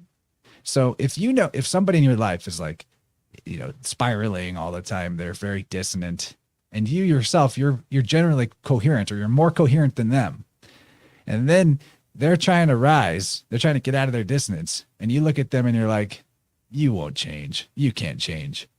You have a stronger coherence to your energy, and you're entraining their dissonant energy to your coherent idea, which is that you can't change. You're going to stay dissonant forever. Do you see my point? Like, this is really important. You're making a choice there. You're almost like choosing for them. You're becoming you're playing the master slave game. And I think that's why it was good to take righteous indignation out of the virtues. I'm good with that. Well, my complaint is they gave us justice in its place. I think we're wired to have righteous indignation, and they know that. So they've just basically made a gauntlet for drumming up your righteous indignation and then charging you for your inevitable response. They turned it isn't into that justice, like misapplied? Just, it's misapplied righteous indignation, because like in the right moment, that's a great defense. Someone's going to come at your family, in a moment you got to stop the tiger or whatever. Like, fuck you. That's a powerful energy. It's one of the most powerful feelings. It gives you a huge swell and a surge. But in our world where there's not really any actual threats, and we're having our nervous system reacting to general, white first world problem anxieties as if they're survival threats, it's not, it's a different game. But we got to carry on. Carry on. Rachel says I'll it's say the one more difference between thing. blessing and cursing. That's totally true. Nice. I'll say this. We know that righteous indignation is still under fire because they had to go and add the word self on the front of it, and then act as though by applying the word self, that makes it less than. So by adding self to the word righteous indignation, now it's even the worst thing. So here is the selfish. You can't be self-full, because that just does, it's selfish. Oh no, don't be like yourself. So the whole thing about the fighting of the self is in there in the recipe for sure. But yeah, let's roll. And that's this whole episode, fighting with yourself. That's what this whole episode's about. Anyway, we were talking about the rock that Kronos built his citadel on, and I just wanted to bring up this structure, Petra in Jordan. Speaking of, Eridanus, the Jordan River, this is Petra in Jordan. Very, very ancient structure. And structures like this make me wonder about what people say regarding the golden age of Saturn. Maybe if this was the preferred building style of an ancient era that has been mostly buried underground long since. That question of the golden age of Saturn, that'll return. We'll return to that, because as it's described by mystics and all that, it was more of an anarchistic time.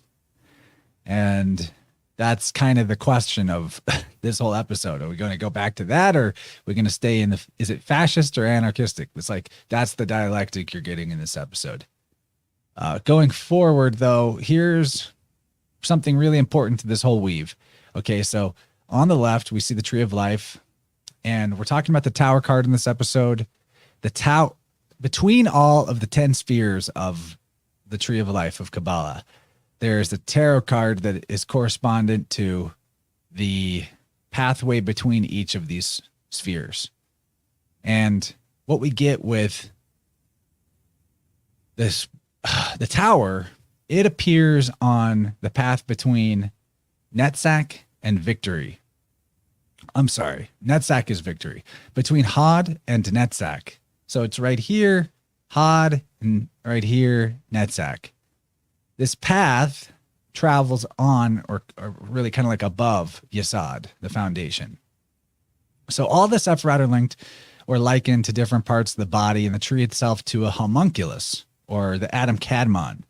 Netzach and Hod are likened to the 2 feet of a person, left and right. I also, it doesn't quite make sense anatomically, so I don't know why they say that, but it has to do with the fact that these 2 forces, like the feeling and the thinking, Hod being the thinking, Netzach being the feeling, they bring you to your place of intention. And it's also like the base of the tower. So it's foundational to everything stands above it. So I see where the feet idea is. But Yesod below it is the generative organs. So, maybe it's hanging pretty low if it's going below the feet. Yesod's below Netzach and Hod.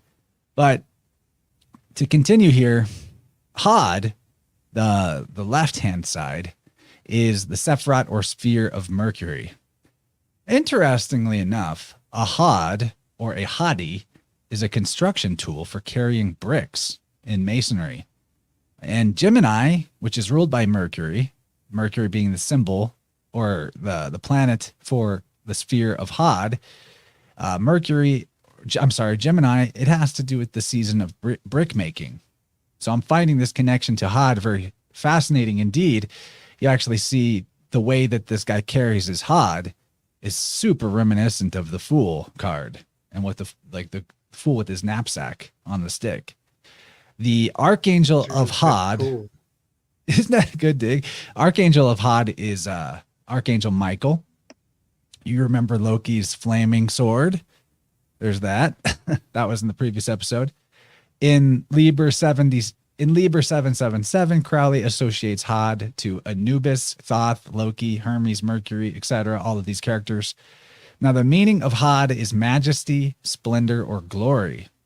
As a 4 in the Enneagram, the individualist, our Loki, his motivation is glory.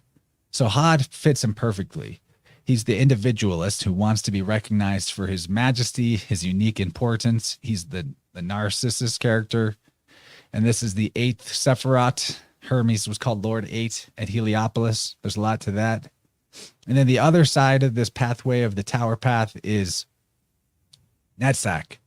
Netzach is Venus. It refers to endurance, victory, and eternity. Now, Sylvie is the character representing this other side of the tower path. They're the 2 characters going up the tower in this episode. And Sylvie, she's characterized by her endurance, her withstanding of the long, painful path of trials to get to this moment. And that's exactly what Netzach communicates, the idea of long suffering, strength, and patience unto completion. Like Jeremiah chapter 15, verse 18, why has my suffering, Netzach, been without end? Remember this whole Lamentations, Book of Lamentations, Prophet Jeremiah thing going on thematically with this whole series. And Netzach being victory, well, you see in this episode that her only motivation is victory over the TVA. And to get that, she has to find whoever's at the top of it, the top of the tree, Keter. And there's also an archangel associated with Netzach. I can't help but think of nutsack also. I'm sorry, but we were talking about that SK word that equals 80, sack, and the multitude within the sack, multitude of men, nutsack. I got to say, the two Sephiroths that do that for me is the nutsack and the chokma. And wouldn't you know, the Leo card has a chokma. It's a lady. She's like choking the lion, and she's holding a nutsack in the air. So there's like nutsack chokma is incorporated into the Leo, the Thoth lust card. Totally. But the archangel Haniel is associated with the planet Venus and is thus the archangel of the Sephiroth Netzach. Haniel derives from the Hebrew Han, meaning grace or favor or charm, qualities associated with Venus, and then the suffix El, which is God, of course. But oddly enough, Haniel is equivalent to the Phoenician name Hannibal, which is Hannibal means God. I'm sorry, Baal. Baal is gracious. So all of this fits Sylvie's description in the show up to this point, especially how the adjustment or justice card is related to this sphere of Netzach. She's the adjustment card of this series all the time, the sword and everything. Nature's eternal endurance is in its constant adjusting and balancing. And so, that's why nature always wins. Life finds a way. That whole idea. That's a right-hand path thing. It's like the inevitability of creation and growth equal to the inevitability of entropy and destruction. So we got to keep these two columns, this left-hand and right-hand path, in mind as we go forward. I promise we're actually going to talk about stuff in this episode. I know we're an hour and a half in. We're probably about a minute and a half into the actual episode itself in terms of the timeline on the show. But we got a lot of ideas to set up to go with this. Yeah, this is like the opening shot. We're an hour and a half in. This is how we do it on Marvelous DeMystifiers. We take the long, arduous Netzach path. Anyway, so okay, here we are. We're looking at the establishing shot. We're seeing the Citadel at the end of time. There's a couple of words I want to throw into the mix here that equal 80, which is that letter pay with the tower card. First of all, you have Ayin Yad, which is basically transliterates to AI. And that's a heap or a ruin.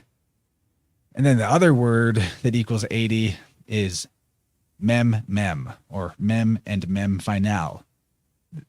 Obviously, though, the heap or the ruin idea, this is like a repeatedly coming up in the series, but this is definitely, we're on a heap right here. This this tower has a lot of ruin aspects to it, but this other word is more fascinating. This mem. I don't know that it's not biblical, but it's something that's referenced in the Hebrew scripture Sephirot. And if we can take an approximation from Arabic of the closest that we can get to this mem, it would be something that's livid, which livid, I know we use the word livid in a different way in our common parlance, but what I really mean, livid is something that is a dead, grayish blue lead color. Lead is the metal of Saturn. And all of this area in the tower somewhat, but especially before they get in, all outside of it, there's this big theme of things being like this grayish blue color. It's there. That's definitely there.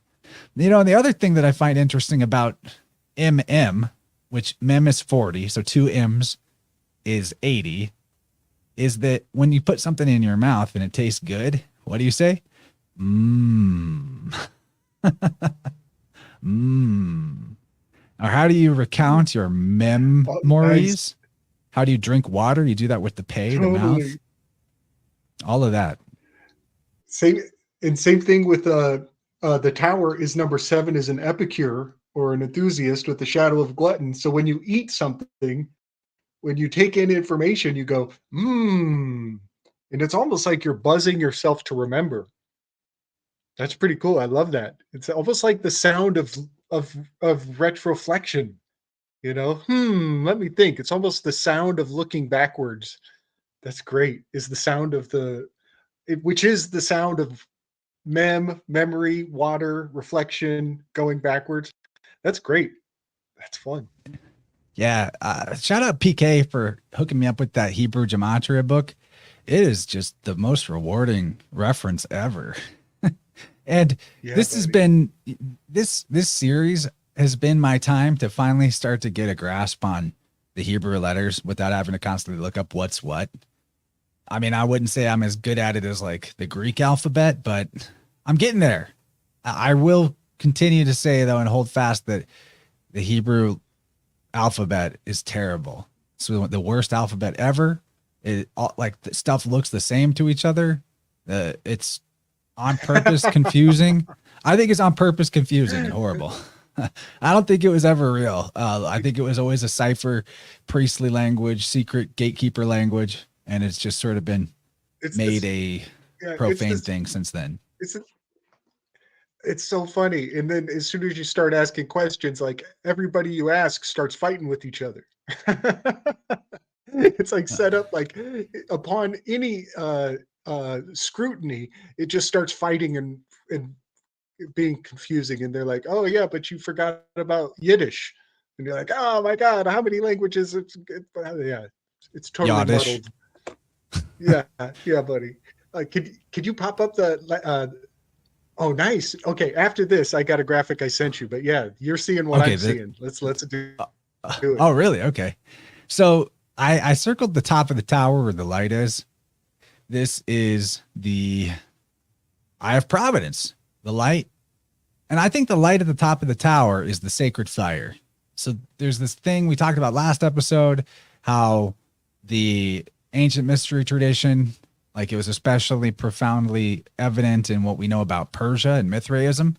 They had this idea of the sacred fire, which was fire from the sun, and it never goes out. It's, you know, they were given it by the sun god, and the priests keep the fire, tend the fire in the temple, which is often a tower. The fire is at the top of a tower. Now, the other thing about this sacred fire is when I've found references to God being a fire, they describe it actually more as a liquid flame. So it's like the traits of water and fire merging. And the only thing in reality that I know of that fits that description is lightning, electricity.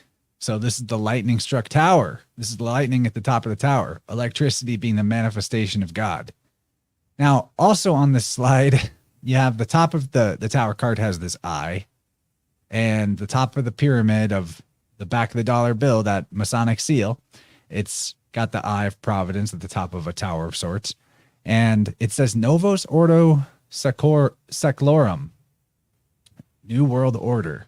It actually says Annuit Coeptis, which is he favors our work, you know, the New World Order. And I know it's a little stretchy whenever you got to go around to a different cipher. I typically like to stick with septenary, but we're talking about a phrase in Latin, so I don't think the English septenary cuts it for trying to analyze that. But I did find that Novos Ordo Seclorum in the Chaldean gematria is 80, which is the number of our card, this tower card. I think that's got to be, it's got to be a thing. I mean, even think about the eye and the mouth. They have a similar shape, as does the generative organ of the female. The vagina. It's like this.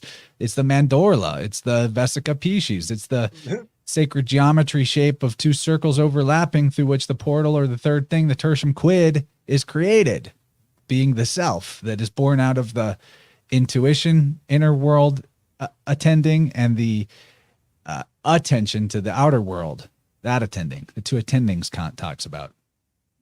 Okay, so you want me to talk about something. You want me to bring up something from your Telegram message? Is that right? Yeah, buddy. Okay, here we go. What do you got for us? Am I coming through? I'm getting a little nice. You're good. So as soon as I saw this this castle on the skyline, I right away my mind was drawn to La Chateau because of that prominent tower, somewhat iconic, and it's not an exact perfect fit, but what is a confirmation for me, if you look on this image, you can see that there's actually a greenhouse running along the wall to the left side of the tower. There's a greenhouse structure in the Loki series. That greenhouse corresponds to the greenhouse that is on the castle at Lorraine-la-Chateau, and you can kind of see it. It's a iffy image, but you can make out the greenhouse on the bottom left there, and that is part of the story of Lorraine-la-Chateau. I think that they were I think they were trying to formulate the disease. I think this was the original CDC. I think La Reine Le Chateau was a CDC, and that's part of their holy grail. And not just disease, but like poisons, drugs, cures, all that. And so La Reine Le Chateau is going to be on my mind because this is one of the granddaddies of all conspiracy of history. Like if you're into conspiratorial history, bump into the Holy Grail mystery 1,000 different ways. You probably didn't even know it. It kind of is very all-encompassing. So it's almost a safe bet that something's going to be a hit. But sure enough, guys, I found so much going on here. I think the directors of the series are holding true to their roots because this is the Merovingian mythos brought to you by the Marvel Avenger series. It's basically they're just staying true to their roots. You know, this is the Merovingians keeping the Holy Grail mythos psychically fused to the anchors of the symbols of our mind. So this symbol and the Merovingians are their bloodline comes from their bloodline. The Merovingian bloodline comes from a snake-legged sea monster. Ophiuchus Abraxas figure in their lore. Yes. I think that's so important. I think the difference between the Merovingians, which were more French German, I think that they psychologically find it more valuable to fuse language with the sea creatures. The scare tactics are attached to the sea monsters, and it's very subtly seeded throughout our language. I got quite a few examples of that, but that is fascinating because Merovingians say that they're related to Neptunian bloodlines, let's say. And it is also true that the language uses sea monsters to keep people in line, having much to do with the emergency sea urchin of the artistic rendition of what a germ looks like. The germ warfare is actually inseminating our thoughts. But okay, so on the opening of the Great Pyramid of Giza, which does attach to the La Reine Le Chateau mysteries, 100,000 ways, is this glyph. And Chance, if you were forced to read that in English, what word does that look like to you? That strange collection of symbols. Doesn't that look like a word? Well, I see a if you V. had to make that an English word. So that V could be a Greek N. So it's either V or an N. And then it looks like a teth, and it looks like maybe an E. Nice. And then I'm not sure what I'd make of the last one. So the last one is really, really weird. What are you thinking? What do you make of it? Just in English, just looking at it like a total, farmhand out of the sticks. I'd come in here, I'd say void. This says VOID. Like void is in like avoid this place. Interesting. That's not what it says. That is not what it says. But that's what my eye catches. And this is at the entrance of Khufu, right? Now, the reason I'm talking about it is because Buotes is a great void, and the Eridanus River also has a super void. And they're telling us that they are a gateway to one another. And so I'm just putting this sign on the threshold of this sacred location in correspondence to this building that does weave to the pyramids. But here's something that comes to my mind with all of this. Before you could go into the Pythagorean temple, there was a phrase above the temple at the gates, and it was, "Let no one enter here who does not have mastery over geometry." That is a double negative. I think there's a code going on here. A lot of people would read that sign and be like, "Oh, I don't have my certificate." And they would turn around and walk away. That's not how the sign isn't telling you got to bounce off and go away. It's telling you it's a double negative. So that is the void. That's speaking in two directions simultaneously, it opens up a portal of irony for you to self-initiate and take it further. And so by entering here, you are now having command over geometry. It's by presencing this space, you will gain geometry.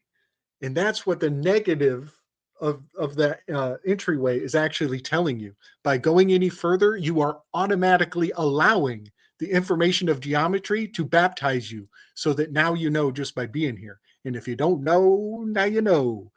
So yeah, this void and these double negatives of cognitive dissonance, speaking in two directions, I think there's something magical going on here for those in the know. And I'm just getting a hold of it. This sense of irony. When I sense irony, I sense the presence of the masters. And that's what I think is happening. When you go through the gateway, you are gaining affluence over geometry.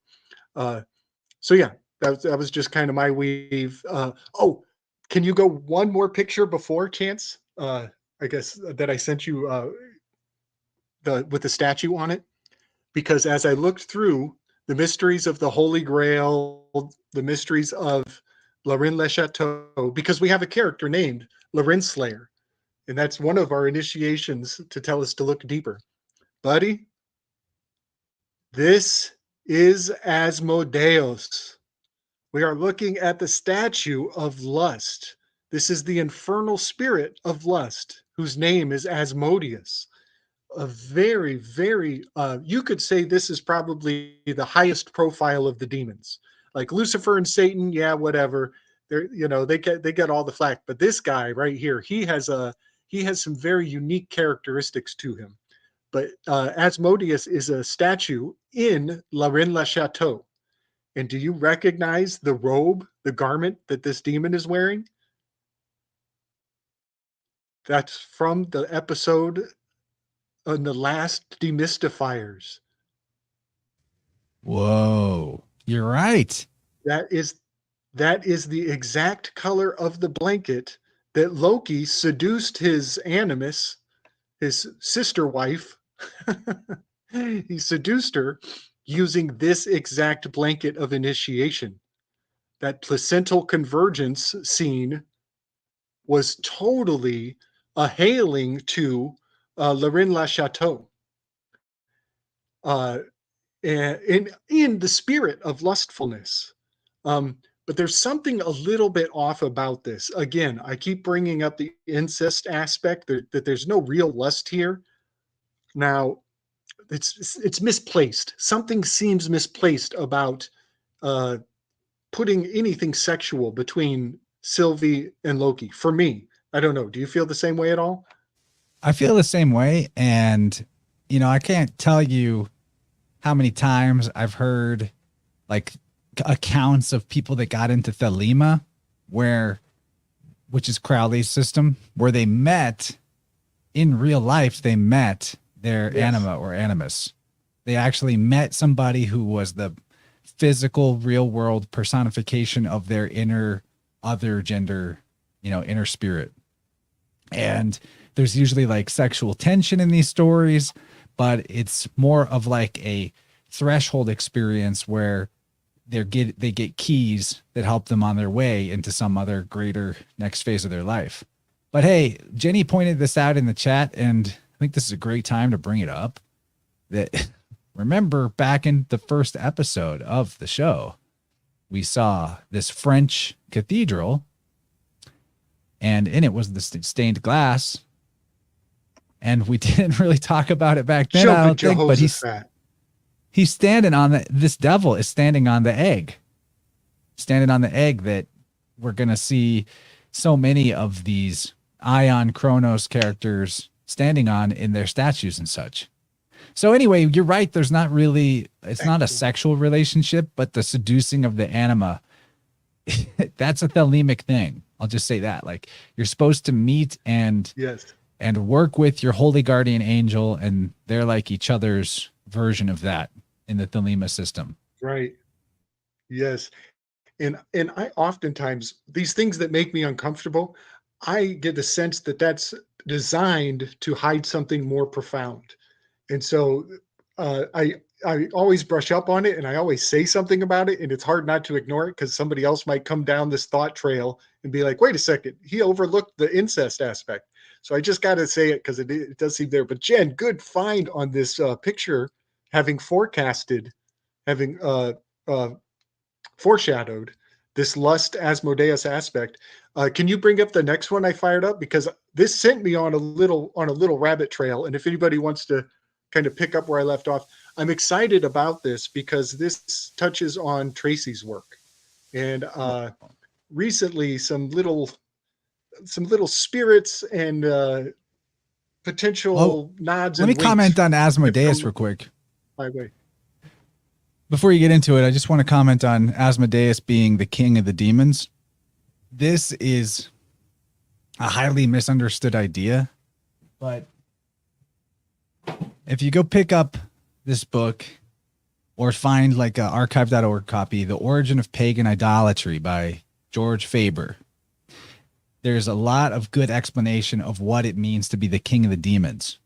And it's not what people think. It's not like a, Satan ruling over pandemonium and hell thing per se.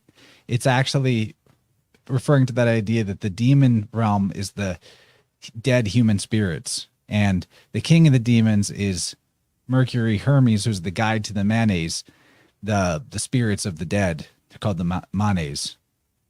And that's, Jesus descending into hell moment after the crucifixion or during the 3 days dead and freeing the captives from hell or whatever. That's because Jesus is the king of the demons. So Asmodeus, that's AS or ES, that's the fire, and then O is, or I don't know, I'm just on the fly here, but like we're looking at the god of fire, the god of fire and the god of the things that relate to the letter O, Othala, inheritance, all of that, the cycle.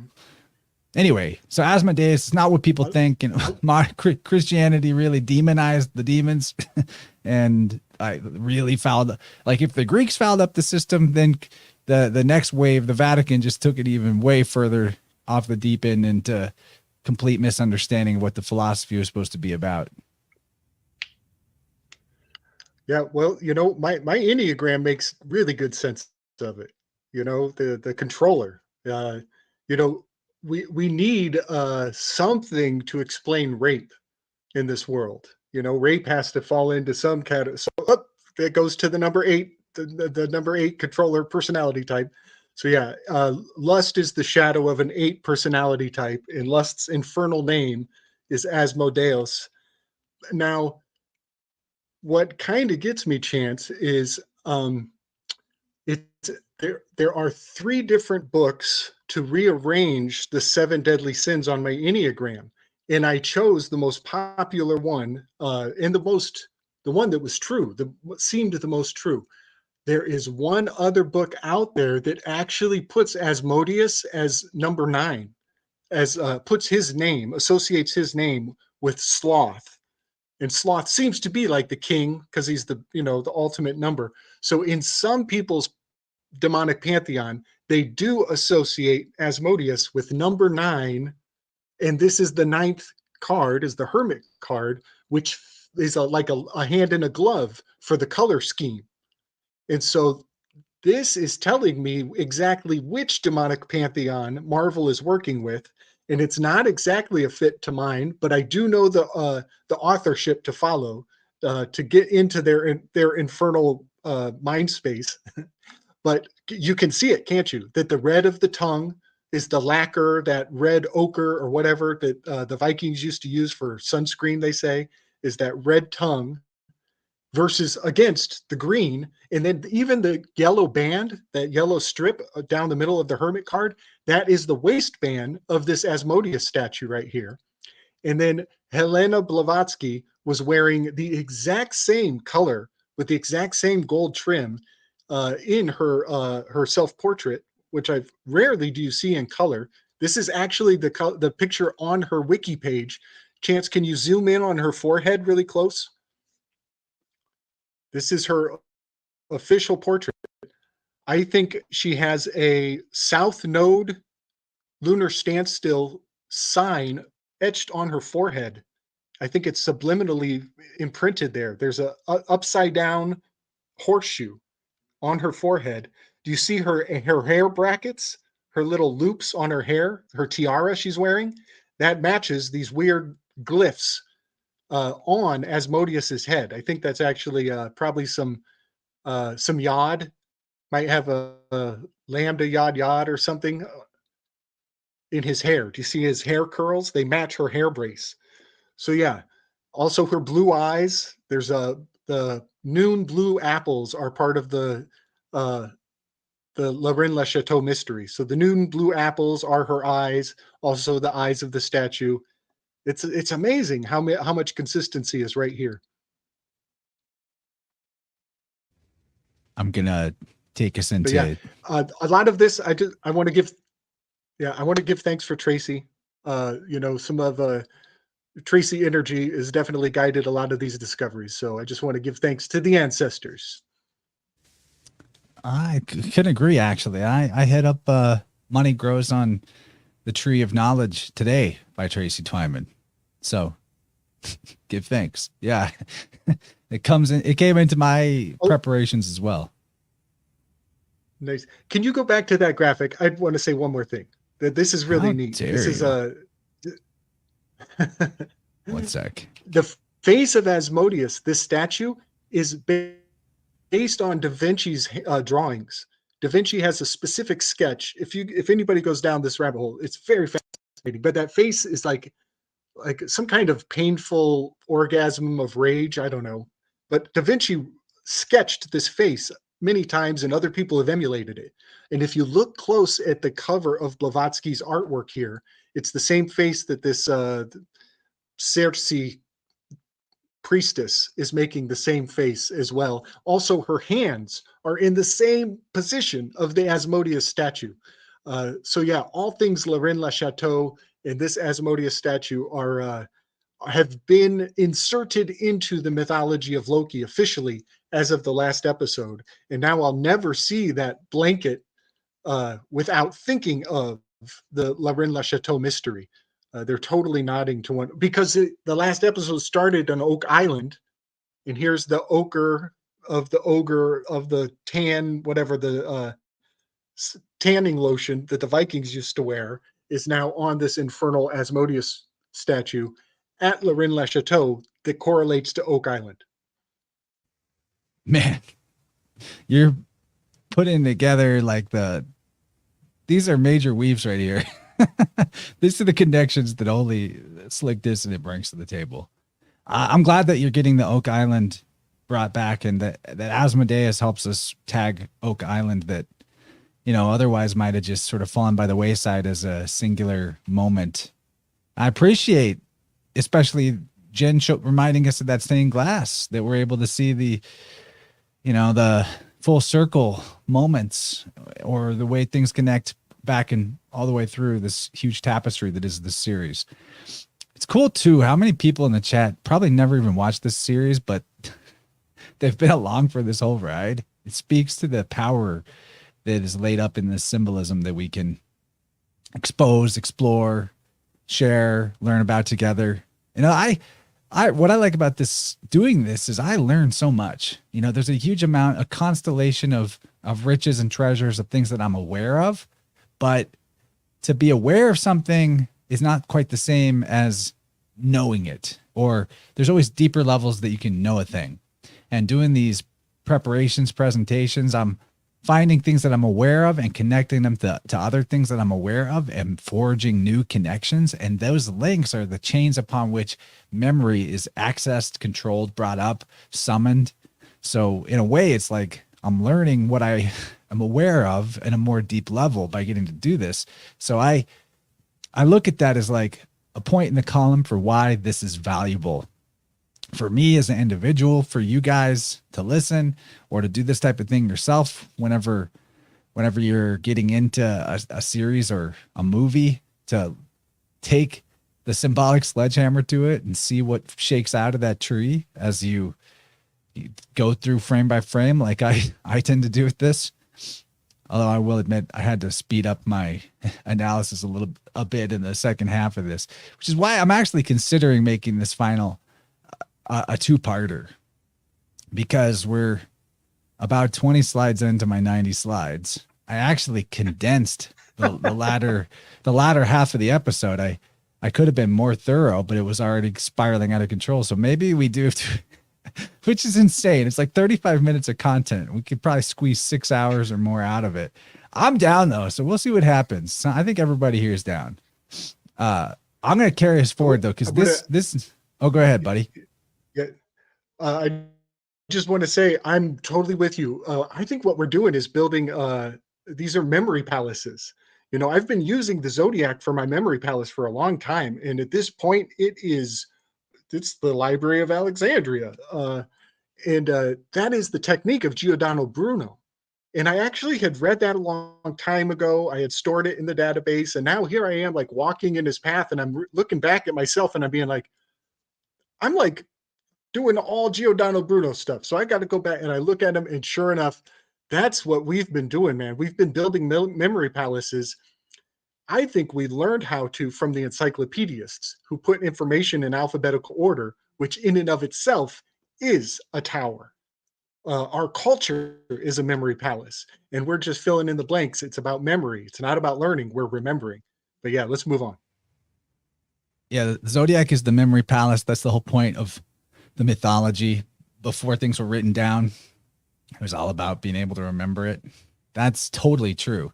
But we can use these pop culture stories like Loki as the memory palace. And when you realize that everything is everything, and that when something comes through the imagination portal, it's going to follow this pattern, then kind of everything becomes the memory palace. And the more connections you make, the more strong your memory becomes. It's totally true. Okay, so can you pop up that? Can you pop up that one graphic that I just sent you? I just want people to see it. We don't have to talk about it, but this is my Giordano Bruno is the lover's card. His statuary in La Piazza dei Fiori, the place where he burnt. 50 years before they burned him, they burnt a bunch of books.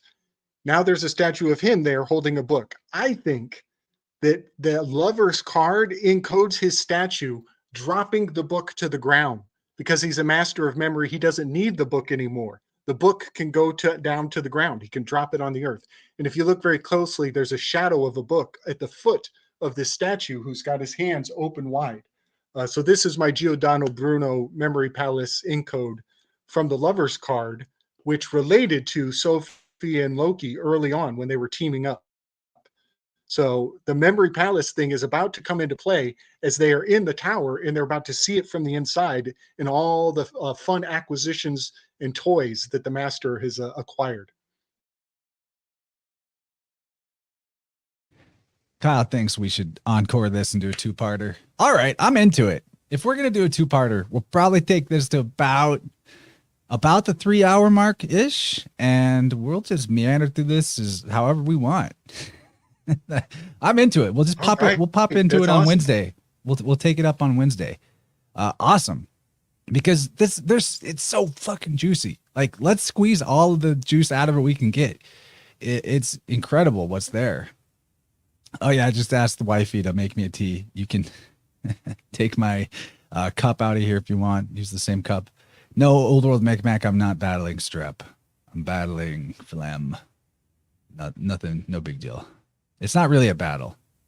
I just like, when I got to talk a lot, I like this throat comfort tea. It's good stuff.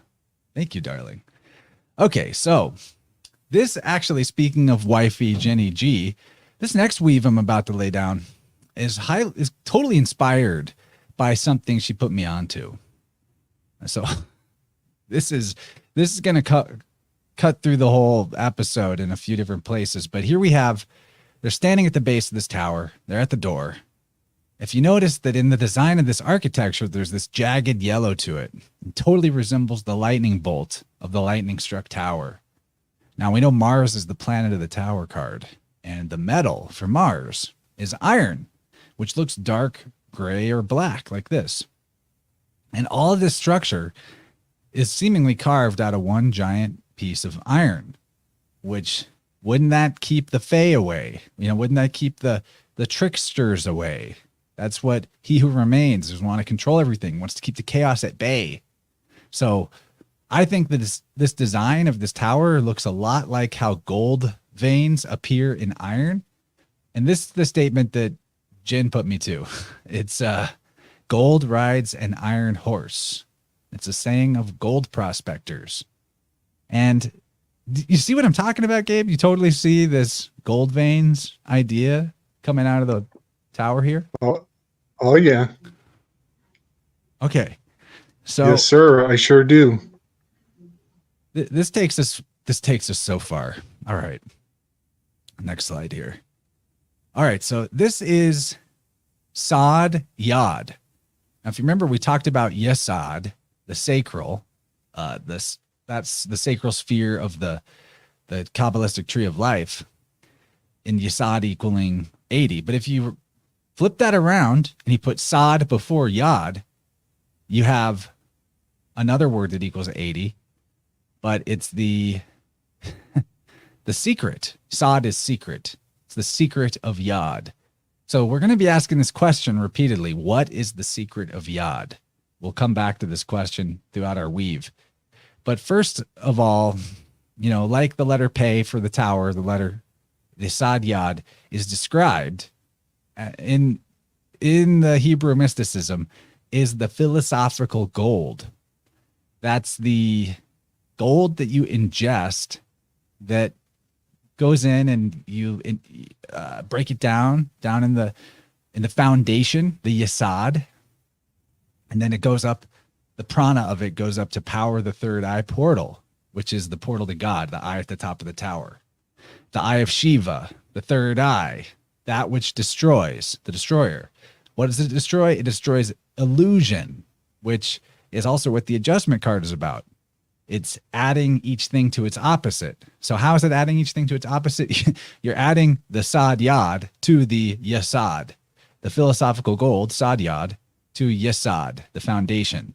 That's the union of opposites. Just like the idea of, what alchemy teaches. On Yesod also being the generative organs, aka the sacral chakra, consider how that zone of your body is governed, or the stomach, where things go when you ingest them, is also governed by the sacral. So if you got something wrong with your sexual creative energy, it can affect the stomach, or it can affect like the genitals. It can affect a lot of stuff. Trust me, I'm a biofield tuner. I deal with it all the time. So ingesting the Sod Yod, the philosophical gold, it's assimilated into the Yesod and becomes prana that goes up to power the third eye. The third eye and the sacral chakra are as above, so below reflections of each other. One is the creative vision, the imagination. The other is the creative energy or force that manifests reality. Yesod is where our image-making faculty of consciousness, the third eye, is able to, in the emanation sense, go down and manifest or, alter what manifests in the physical reality, Malkuth, below. On the image of the left here is how the Philosopher's Stone is depicted in Harry Potter. So why am I showing you that? Well, it looks like red mercury, dude. Don't you think? It looks like red mercury, this Philosopher's Stone from Harry Potter. And there's a lot of researchers. Totally. Why I have this image on the right. I'm not an expert on this, but there's a lot of researchers who think that the old world architecture, aka Antiquitech, was powered in some manner using red mercury at the top of the tower to harness atmospheric electricity, giving like God level, free energy, abundance energy to society. And I think that when they're showing us this gold riding the iron horse and the whole metaphor of the tower here, and the eye at the top of the tower, the light at the top of the tower, I think there's the gold that's riding the iron horse in this episode is, and in pop culture in general, might be this sneaky Antiquitech free energy, red mercury thing. There's so much to it. Like, in the lore about red mercury, Of course, it's said to be like pseudoscience or fake or whatever by the mainstream, but it's supposedly something that it's like nuclear material, which I know that's bogus. I'm sure that's totally bogus. It has to do with like nuclear bombs. But they say red mercury has no reflection, or that, and that's the weird thing. They say that the red has no reflection, but the mercury, like if you put it in front of a mirror, all you see is mercury in the mirror, and the red doesn't reflect.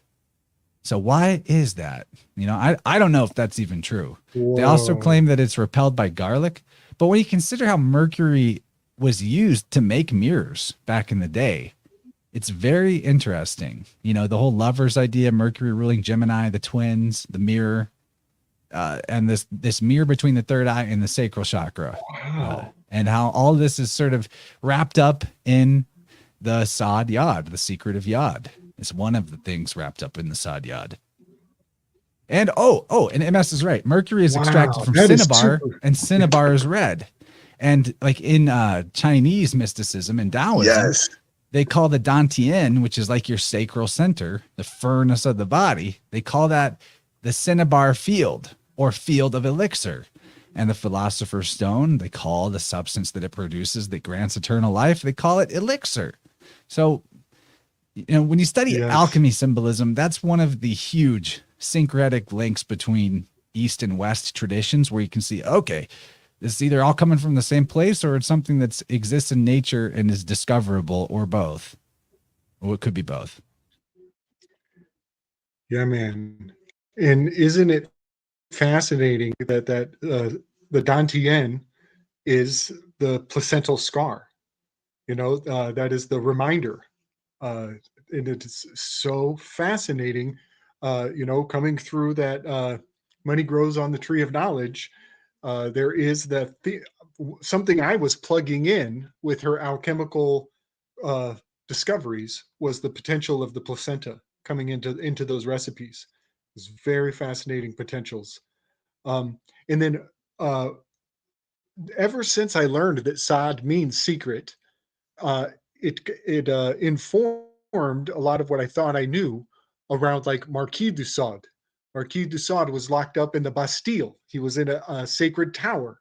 And also just almost the same generation, maybe 30 years before, Voltaire was in the same Bastille, the same tower, where he gave himself the name Voltaire. He had a Voltaire, it's chapel like perilous lightning in the moment sky. in the Bastille. Voltaire, lightning in the top of the tower. And when he came out, he basically spent the rest of his life with the name Tower Card. I'm quite sure that the Tower Card is an honorific to Voltaire because of his poem around the Lisbon disasters. But yeah, Voltaire is the Tower Card for sure, and he had this alchemical quintessence figured out. He knew the sod. He knew the secret of the sod. And then one more thing, sodomy, right? Well, isn't it funny that Aleister Crowley, author of this card deck, said, magic's in the butt. The magic's in the butt. And I think the answer, the discover, the reveal to that, I should make people learn it the hard way. I shouldn't give it away for free. But the secret to that is, of course, you're afraid of your ass. You can't see it, you can't find it. It chases you everywhere you go. It's your shadow. Anything that comes out of it is poison. It is this horrible curse that's unknowable in any reference to it. Anybody who implies that they have better command over it than you do makes you pucker up. And infernal demonic smells come from it. It's so funny. It's so funny. Yeah, and it's talking back. It's talking back at you, right? Back. It's behind you. But this is 543210 is fight for threat to one's hero. Your hero is your zero. It's your void. It's your absence. It's the thing you'll never know. It's the thing you don't want to find it. You don't want to know it. And you use excessive hygiene to ignore it. You go out of your way. This is libidinal. This is sublimation. This is the secret of secrets, is what we hide are the things that we are If you're healthy, you are repulsed by it. And so by being healthy, you are laying camouflage for a great amount of information to be tucked in your prison wallet, whether sometimes whether you know it or not. I'm, I'm going to just move us past that point. I thought, okay. All right. Actually, no, I'm going to talk about it. So, because we're taking the two-parter. So, Thought I had more from the prison. well, Owen Benjamin has this bit recently where he's talking about how liars operate and like how really accomplished liars operate. And it's very interesting to consider this in the idea of the memory palace as well that you're just bringing up. So his take, or I don't know if he learned this somewhere or what, but he's talking about how, whenever you tell a lie, you got to tell lies to support that lie. And it's really quickly the web of lies spiral out of control and you get ensnared in your own web, right? The lie dies under the weight of its own details, that type of thing. So, and I think everybody probably has experience with this themselves, where if you do decide to lie, the best way to do it, or the easiest way to get away with it, is to you say something that is true in a symbolic or metaphoric sense, right? Where they think you mean one thing, but you actually mean another thing, but you just let them believe what you said. That way you're not having to keep track of what's true and what's not true. You can believe, you can know your version of it. Thank you for the tea. Thank you. So this is why I thought of this was you bringing up the ass, because I think that we're all willing to question everything on the so-called sacred timeline, right? And one of the biggest things on the sacred timeline is the burnt offering, the votive, the Holocaust, right? And so we'll just say there's reason to question that story, at least the face value of what we're told about it. That question numbers, question methods, question intent, question everything about it. Because the king of the victim's status that event has bequeathed is no longer working. And his joke was that, the gas chambers were about farting under the covers and it smelling so bad that I died in a gas chamber. We died in the gas chamber. And that's how they kept that lie straight, that, it's about their horrible farts and smelling their own farts. So anyway, keep that in mind with lying and liars, that when it operates effectively, it operates on like systems of metaphor and symbolic meaning as a way to not get confused or caught up and tripped up in your own thing. Not suggesting that people lie or try to give you advice on how to lie, but man, anyway, it's funnier when Owen talks about it, but couldn't resist bringing that up. We died in a gas chamber farting under the blankets. But let's continue. I want to talk more about some elements of the Tower card. Another thing that comes up throughout this whole episode massively. Okay, so there's these two elements of the card. So here's this scene where they're standing at the door and Sylvie's like, aren't you going to tell me not to kick the door in? And Loki says, it never made a difference. So he's like, whatever. The first lines of dialogue, really, from the lovers and their behavior through this episode are symbolic of the dove and the serpent on the Tower card. Laughing about the gas chamber. The gas chamber with wooden doors that they scratched as they died. They scratched with their fingernails. How dare you? Greta, how dare they? Okay, so anyway, the dove and the serpent on. Oh, go ahead. Well, you're nailing it. This is a echo of how the showdown went down with the smoke monster, where like he has to like take 2 steps back and get behind her and pat her on the back, like, okay, sweetheart, go out there and save the world. like, I got your back here. I'll stay home and you can go and, save the day. And then, so she is always taking the initiative. And so yet again, like, it's just so apropos that she turns around and says, like, aren't you going to do it? He's like, nah, shit, I don't do shit. You're the one, you know, you're the one signing on for the military here. I just want to say there is a very strong Ashley Babbitt weave. We're on the January 6th card. We're on the Tower card. The storming of the Bastille is what they call January 6th in America now.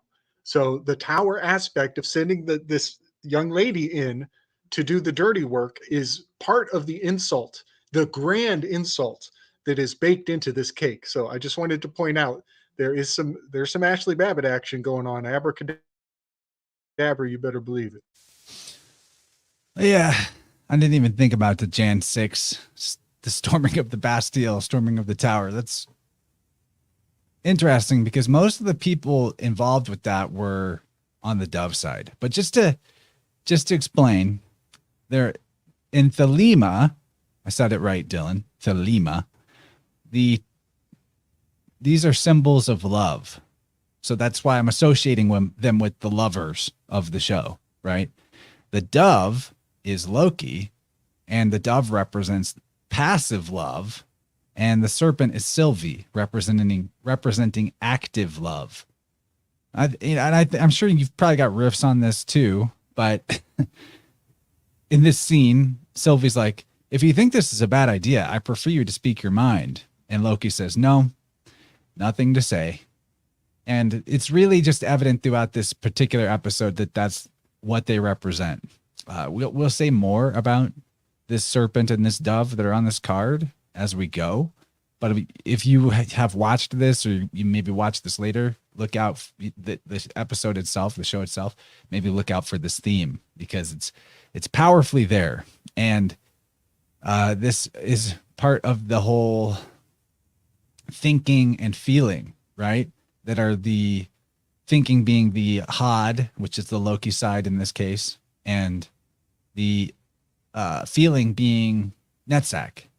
Now, probably in more correct correspondence, you'd have the serpent being a left-hand path, which we're associating with Loki, and the dove being a right-hand path, I think.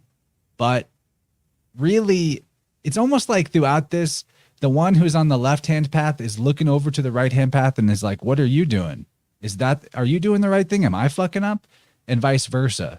And I think that's sort of the relationship between the anima, animus, how they mirror each other. That they're on one side of the tree, but what they see in the mirror is the inverse reflection. So like Loki's on the left-hand path, but he thinks he's on the right-hand path. And Sylvie is on the right-hand path, but she thinks she's on the left-hand path. Does that make sense? Because that's what I see out of this. And that's sort of part of the confusion too with the left-hand path, right-hand path of the Kabbalistic tree. That when you look at it, the left-hand path is on your left as you look at it. But if you were on the tree looking back at us in the mirror, then what we're calling the left-hand path is your right hand.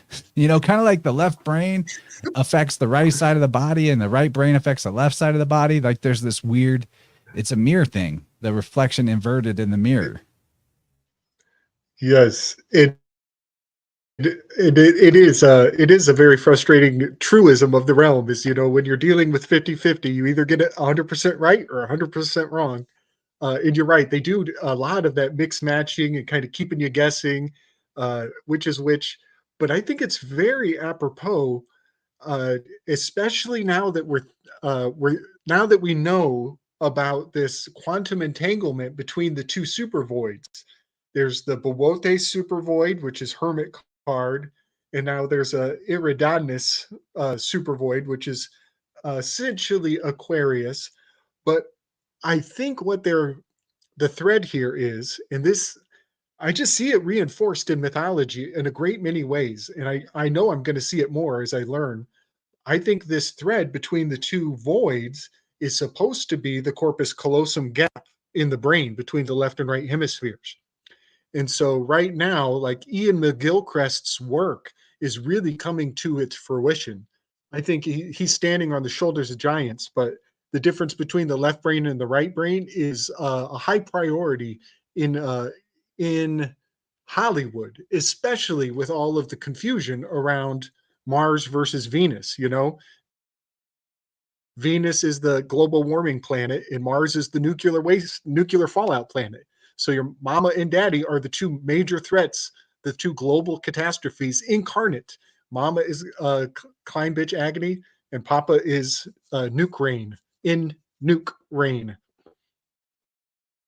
Ukraine? Okay. Okay, so now looking at this moment where at the base of the tower, do you see how in this scene, if you go back and watch it, you actually see her do this at other parts of the episode too, but this is the most prominent point. They're standing here at the base of the tower, and she does all these strange gesticulations with her mouth and her tongue. And I think what we're supposed to get is that she's like working up her courage to storm the Bastille, you know? But I was watching people's mouths because this is the tower and that's pay. The letter is pay, the mouth on the card. And they're at the base of the tower, which is where the mouth is at on the card. And at the base of the tower, before they enter and begin to ascend, is when she starts doing all this weird stuff with her mouth. And you see right here, this is all within like a 5-second moment where she does all these gesticulations. Okay. That's cool that you caught this. All right. Okay. The tower card always implies a fall guy. There must be a fall guy. And this tower card has, I think, 4 different fall guys. Other ones have 2. I'm thinking about lip service. I'm thinking about ventriloquism. Remember, the science of the seance, of summoning the elders, of invoking the names of the men of renown to divine future outcomes. We call it science. It's really a seance. In its Greek derivative, the word for necromancy was a belly talker or a ventriloquist, somebody who could throw their voice. They could literally stand there with their mouth still. Their pay is not going anywhere, but you would hear a voice in the corner. And you would believe that this was information from the beyond. That the science of ventriloquism is science today, is what I'm saying. It's like the same word. So the reason I'm saying this is because this card is throwing its voice. There's something coming out of that mouth. It's throwing a voice. There's ventriloquism intrinsic to this card in a fun way. So I just wanted to mention the necromancy, ventriloquism, throwing of the voice. I think they're going to go upstairs and get a bunch of lip service, and also lip service, you know, right? So yeah, I'm starting to get what you mean with the ventriloquism, necromancy, science, seance.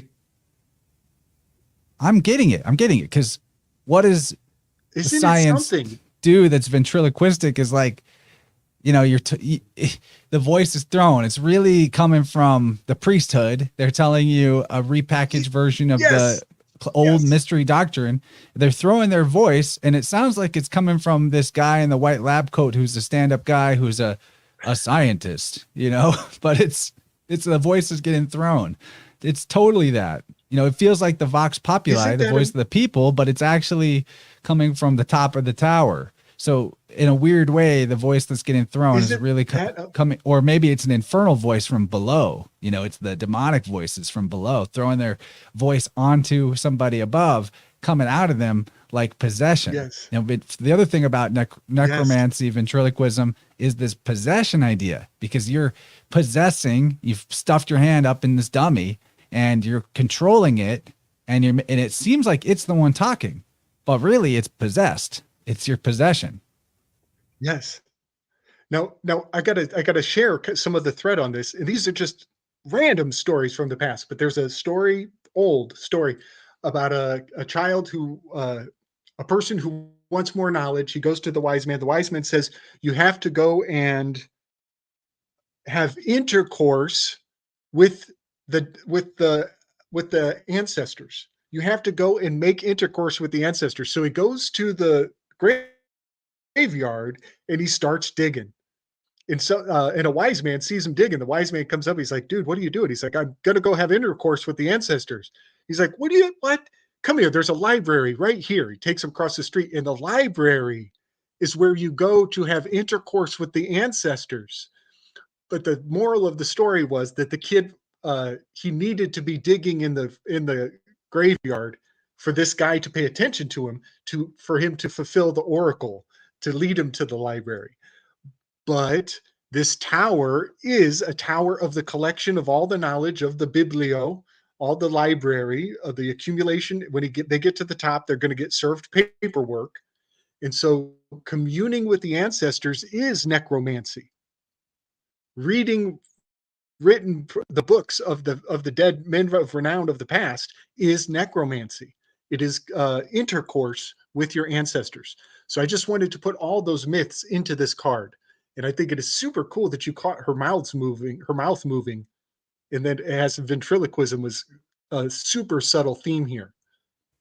I'm just stoked that I could set up these pens and you could knock them down. I wasn't thinking ventriloquism and necromancy, but man, I'll never think about ventriloquism the same way again, or demonic possession. Cool, man. Yeah, buddy. Right.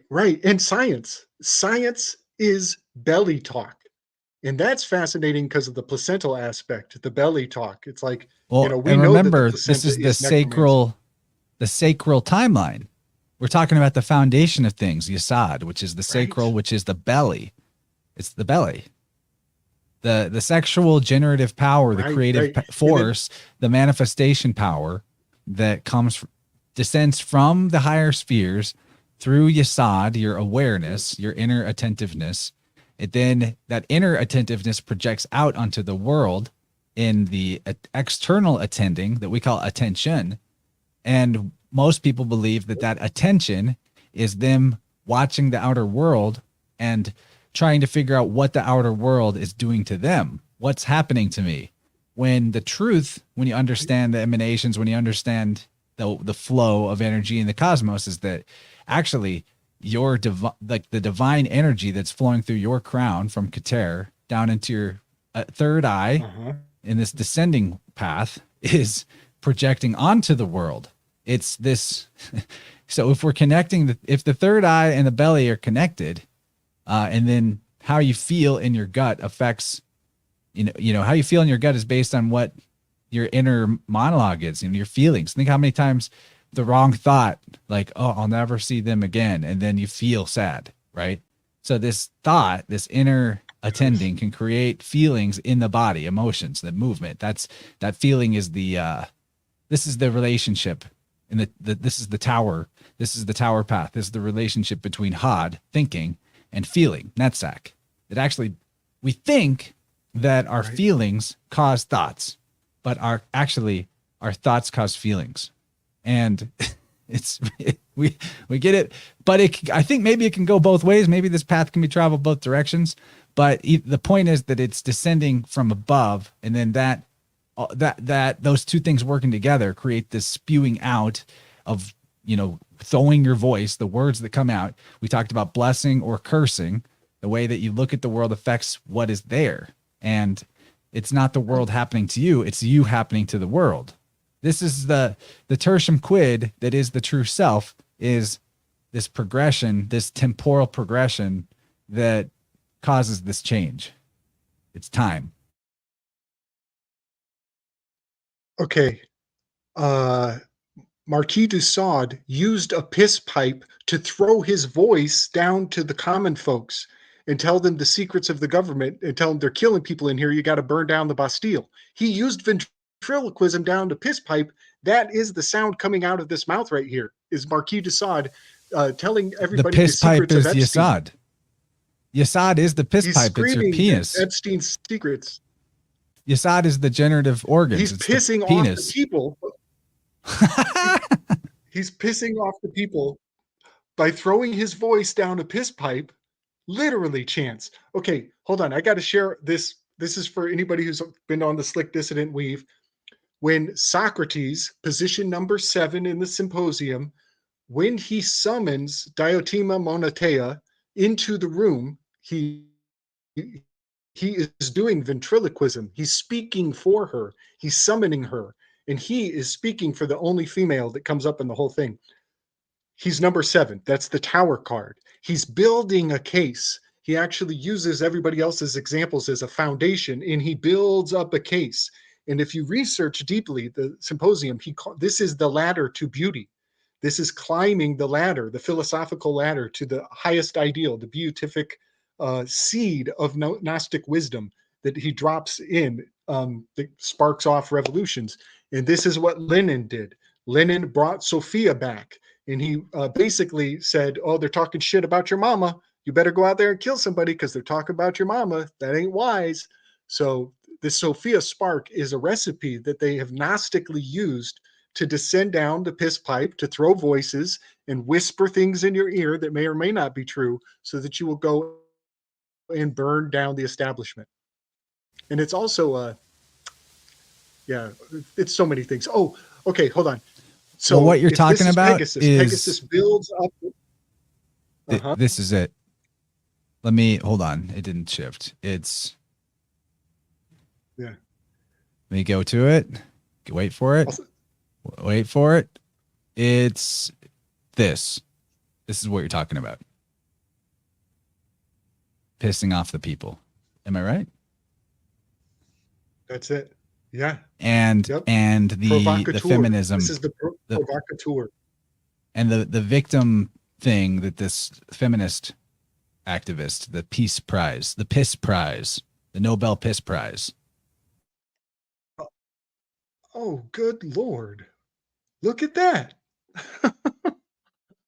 Wow, buddy. Okay.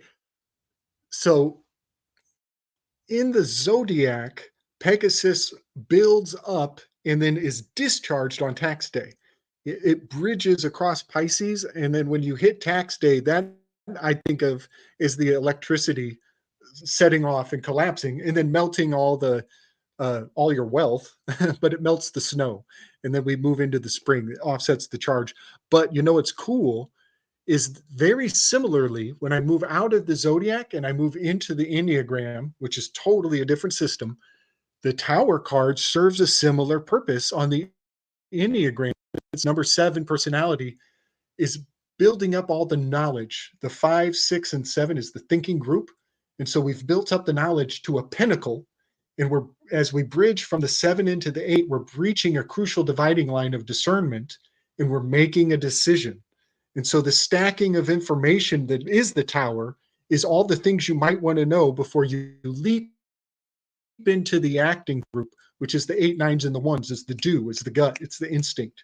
So it's strange to me how the Pegasus serves that as the marcation of taxes in the zodiac, but it does the same thing in the Enneagram as the accumulation of information before you decide to move into, to take control. Number 8. Okay. I'm glad we're going for 2. Decide. Yeah, I'm glad we're going for 2 as well. I think it's absolutely necessary. If we're doing this, let's go big. It's more fun. I'm having fun. I love what the chat's talking about, how we may feel an emotion, but we are not that emotion, and how people, like our language, we say, I am sad, but it's not the same as how they would say it in some other languages where they'd say, I have sadness, or I'm having sadness. I think that's really important to realize that it's like you're catching, you caught feelings, but you're not the feelings. You caught them as in, it's like an action. It's relating to that emanation I'm talking about. Because when we say I am that, it's almost like that the feelings become our foundation of who we are, rather than we are what we are, and then the feelings emanate from that. And it's, or like you see what I'm saying? It's like an inversion to say I am this, I am that, when we're talking about feelings.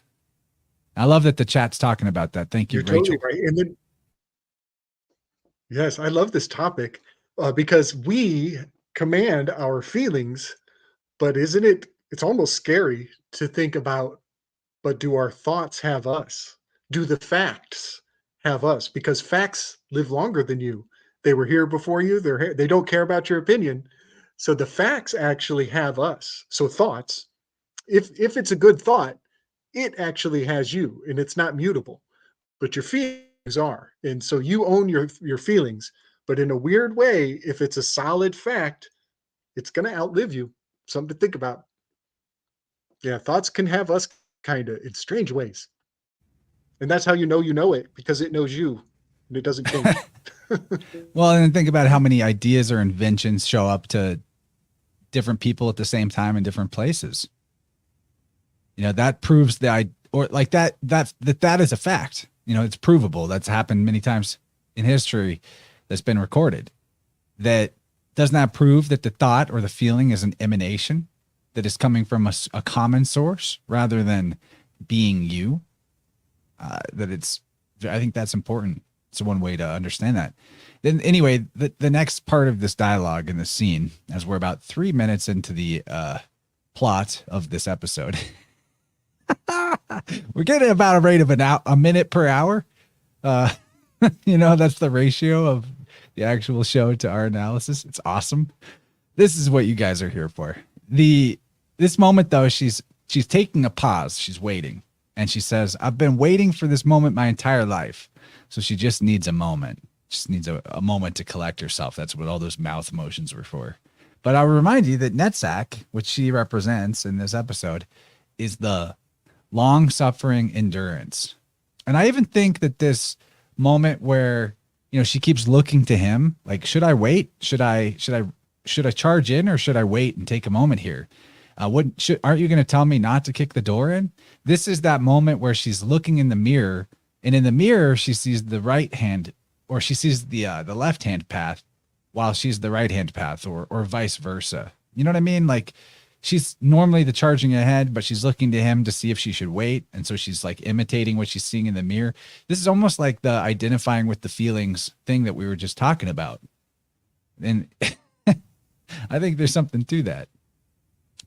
And then they finally do open the door and they go in, and we see two pillars. We see two statues. So there's two figures associated with these two fillers. Pillar, PHFP. Anyway, this moment, where am I at my tree? Oh yeah. So the fact that these figures are hooded, I think, is a clue to the fact that we're looking at this as Kabbalistic, because one of the meanings of Kabbalah has to do with like a concealed or hidden knowledge, transmission of knowledge. And you notice that just like in the Tree of Life, both the left pillar and the right pillar lead to the same center.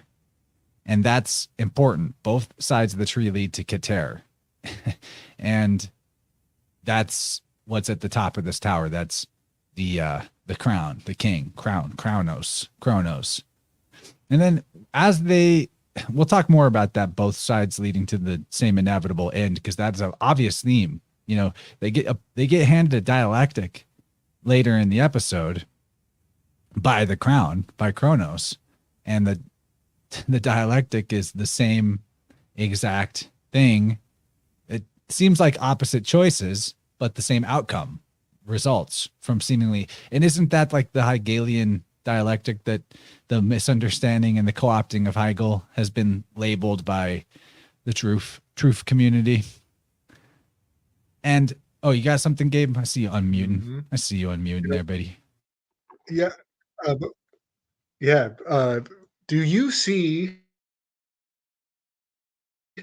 if I saw the hoods right away, yeah, this is definitely the Brotherhood. But could you also see these as dolphins? Do you see a bit of a dolphin shape to them? That's the smooth heads and that little brim. Almost looks not schizo maybe like enough. No, you know, it's kidding. like the dolphin has the long nose. I could dig it.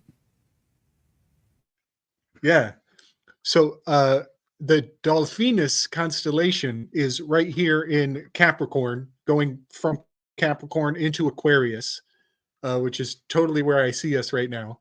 And that's just something I observed. Is I've perceived those two as dolphins, because of the Tacitus Flavius family crest is basically the swan constellation in the shape of a anchor with two dolphins swimming around it.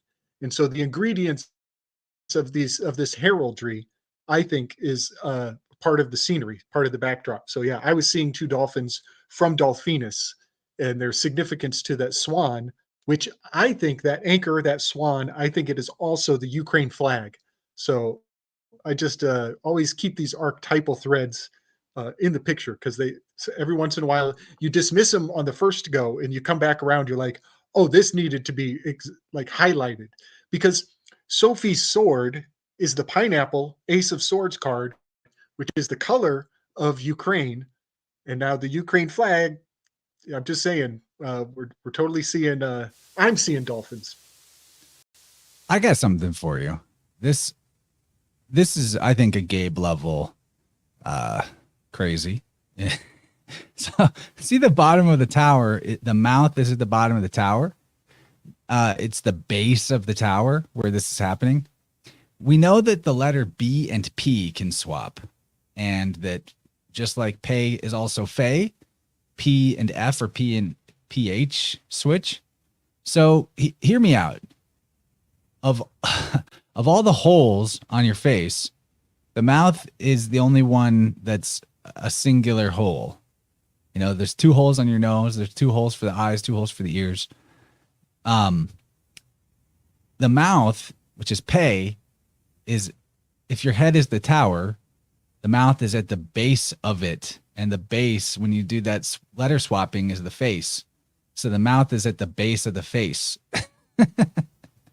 That just popped into my head. You know, there's like all these weird things that go on with language, though. So that's there, and the eyes are at the top of the tower. The third eye is at the top of that. Right. You know, that's worth passing forward for other people, just to keep an ear open for this again. That sometimes I have heard breakdowns of biblical families as like pairing off like different body parts, so that like there's a mama and a daddy, so that's two eyes. There's a brother and a sister, so that's two ears. And there's this one black sheep who doesn't have a corresponding part. Well, that will often be the singular orifice. And I've seen this like in the aorta, in the heart. I've seen this in other parts, aspects of the body, that like the family, everybody gets along. They're all balanced. But the one black sheep, the one unwanted, the exceptional one, corresponds with the body part that is singular in its nature. You know, we have two lungs, but we only have one heart. We have two livers, but we only have one. No, we have two kidneys, but only one liver. You know, there's these two to the one correspondences that I've seen expressed in language families and mythology families corresponding to our anatomy. So yeah, that's cunning insight. That'll pay out if you keep that in your pocket. Well, I also am thinking too about how later in this episode there's a serious fasces moment. Like, we're going to think about the fasces, the symbol, you know, the sticks wrapped around, the bundle of sticks wrapped around the axe, symbol of fascism. But isn't it interesting to consider that the Latin word for face, also for appearance or form, so we're talking about the skeleton, the form, the appearance that we attend to of the outer world that is projected from Yesod, our attending mind, our attention, that the word in Latin for face or form or appearance is facies or fasces, and the word for fasces is fasces. So it's like fasces, faces, or something like that, and then fasces. It's like such a slight difference. The difference is FACIES or FASCES. It's like the same word, though. It's the same word, fasces and face in Latin. Really weird. Right. That's another one, like, I think we need to let that percolate to understand. Yeah, buddy. Yeah, you know, I'll just mention the face is what the word shekel translates to, you know, and technically, you know, to give so much potency to a graven image is a big no-no in a lot of circles. So yeah, and then fasces, face, And then let's not forget feces. And a lot of people actually associate gold with feces in the occult world. That's an antiodromia. Really, it's like I've never heard you of think it's gold, shekel but it's relating another to man's face. poop. Are you talking about Donald Trump's face on the shekel? Yeah, shekel is yep. Because I don't see anything in like a quick etymology that has anything to do with face with shekel, but that doesn't mean it's not there. I just don't have I can't pull up a quick receipt on that. You know me, I'm always checking your receipts. Yeah, and that always fascinated me because. But there are always faces on shekels. Well, I mean, don't get me wrong, that's true. Totally. And then the other thing about them capturing your face and putting it into a graven image is it's a shackle. Now you're shackled to this alloy. You're captured on it. You're trapped. You've been shepherded. You've been captured.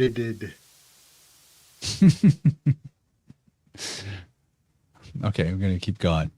Talking shit on your shekel weave, but no, that's good.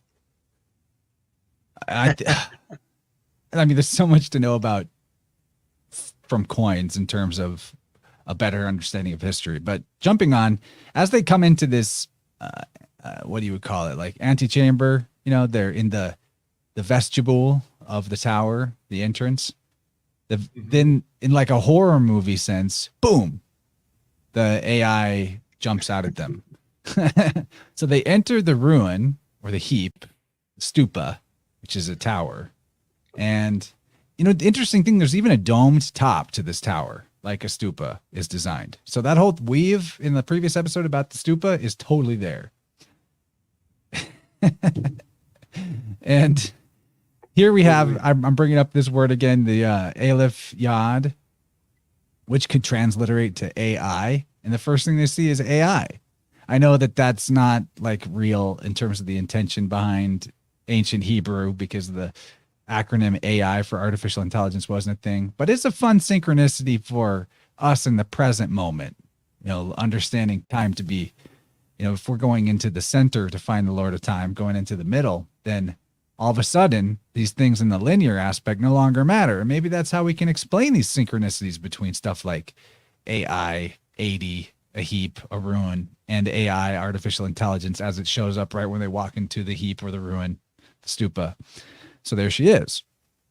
Miss Minutes. AI jumping out at them.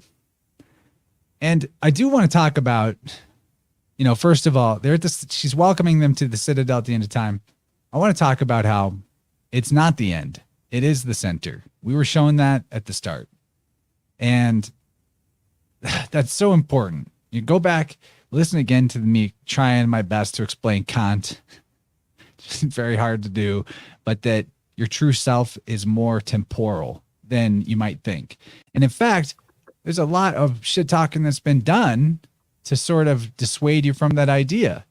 But hey, everything spiritual and sacred seems to relate to the idea of time, doesn't it? Even the temple, your third eye being between your temples, the temple being the house of God, whether it's your physical body or the, you know, the structure, the architecture. So speaking of this temple of God, this temple of Kronos, in the comics, they call Kang's citadel Chronopolis. So when we know that polis, aside from being a word that means city, is also a word that refers to gates and wisdom. You know, it's like the time gate, Chronopolis. And the time gate to the center is, the time gate is within you, because a gate is like something that controls the flow of something. You know, you open the gates, more of the water or the flow of people or whatever it is comes through. You open them all the way. You know, it's unabridged at that point. You narrow the gates, less can come through. So when you understand that like you're the guardian of the threshold of time, your subjective experience, your perspective, your inner attending to, and your external attending to the phenomenon of the inside, the inner world and the outer world is what restricts, constricts, or dilates, expands, quickens or slows the speed of time, then you understand that you're the Time Lord, man. You're the Time Lord. I've brought this up before. Times when I've felt time actually stop temporarily. It's all very paradoxical. But what's important here, since we're in the citadel at the end of time, is that we talk about Kronos on the left, although that's pretty indistinguishable from a lot of statues of Serapis or Hades or Dispater or Pluto, etc., because they're all the same guy. And Rhea, his consort, who's also identifiable as Kybele, Aphrodite, name them. It goes on and on. We could go on and on syncretizing them, but the point being that they both Kronos and his wife, his consort, wear the fortress crown, and this helps you syncretize them as the same person. Another way to understand them as the same person, like Hermaphrodite, two versions, the masculine and feminine side of the same being, the same God, is you see on the top of the Rhea statue here. She's got this symbol is called the seed of life. Yeah. And what is the seed? What's the spelling of seed in the ancient? What's the root? It's KRN. Same as it's a kernel, corn. That's the seed. KRN is the exact same consonants as Kronos. So you see, the mother is the father, just like I've said it a bazillion times in a bazillion ways. And so we're in the citadel at the end of time. On their head is a fortress crown. Rhea, the mother, she's Rhea. Okay. So Mary, that's Mother Mary. Kronos is time, her husband. She gives birth to Zeus, Jesus. Mary gives birth to Jesus. So if the mother Mary is the same as the husband Kronos, who's time, what are we to make of the very next thing that happens in this scene is basically an attempt to put these two characters, Loki and Sylvie, back under maritime law. Kronos, Rhea, yeah, time, and Maria, maritime. Yes, sir. If anybody hasn't watched this or cares to go back and rewatch it, pay close attention to the blocking of this scene in the first antechamber. They like get their bearings, they get their courage together, they muster some wherewithal, and they actually start to encroach on Miss Minutes' space. And Miss Minutes actually starts walking backwards at first. And then the argument takes a turn. The spirit of the conversation starts to work in Miss Minutes' benefit, and they actually walk backwards another retrograde. They go back to the front where they started in the antechamber, and the conversation starts to progress around the other way in the weirdest way. As their argument waxes and wanes, they're actually gaining and losing space in the antechamber. It is very weird. There's a lot of manipulation to what's going on between the lines with that. But then I got to mention the siete. Card number 16, 1 + 6 is 7, siete. Siete, this is the city. It is the citadel. The citadel, the city is on their head. They're wearing siete. And Zeus, again, number 7 personality type. And also he has that female ideal, that high ideal, that blessed Sophia that he speaks of. She is the lesson keeper of love. And again, with that high-mindedness, these silly hats these guys are wearing, they are all siete. They're civic-minded. They have their groupthink. Their city is in their head. And it's constructed. That's interesting too, because if you go to the Hindus, worldview is a fabrication.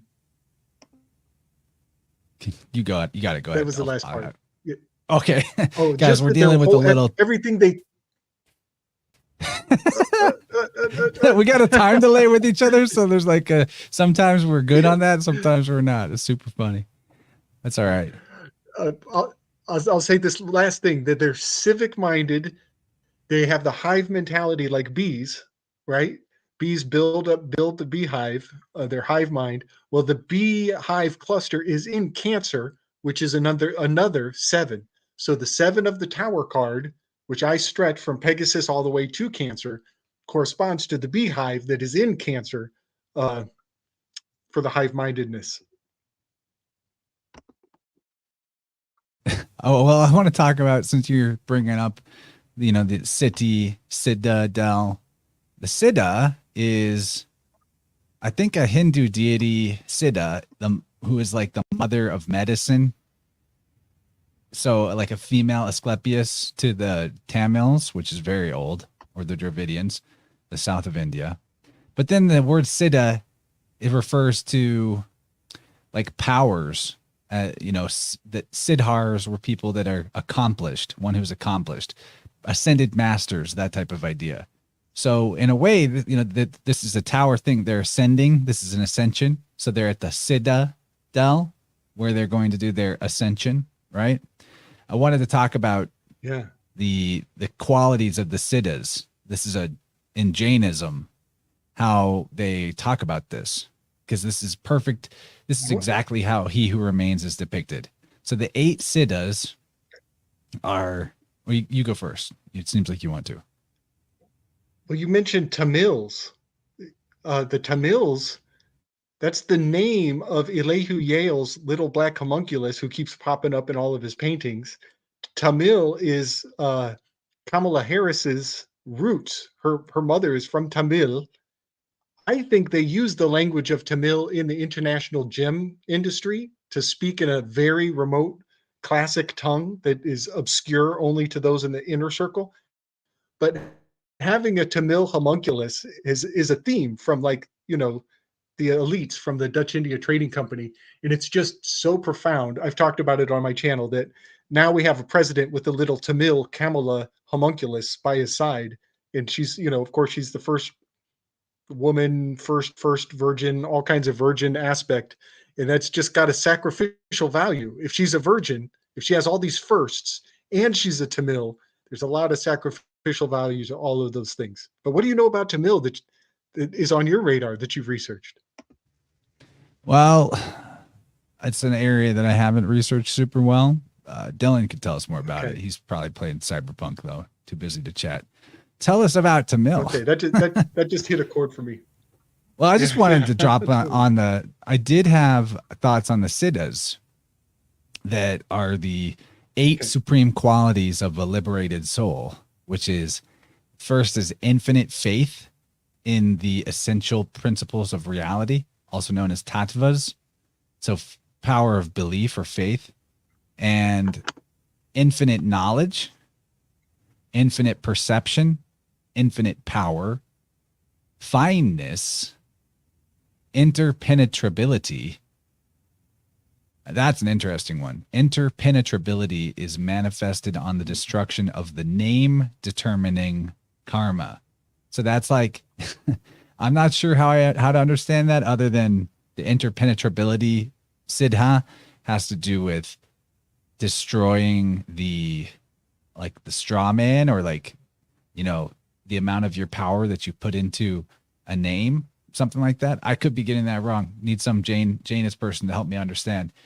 The 7th siddha, it literally means neither heavy nor light.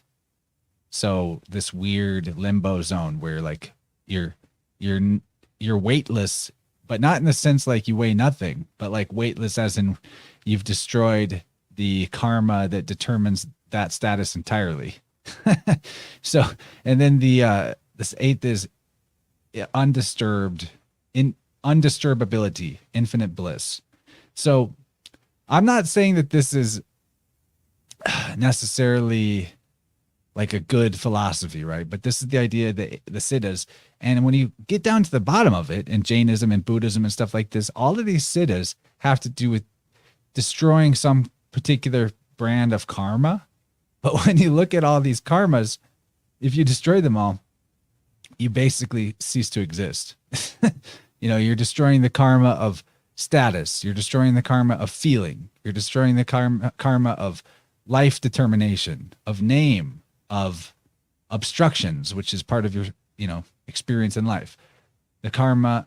So, you're getting to the point where everything is unobscured and you're entering the oneness or the all whiteness, which is,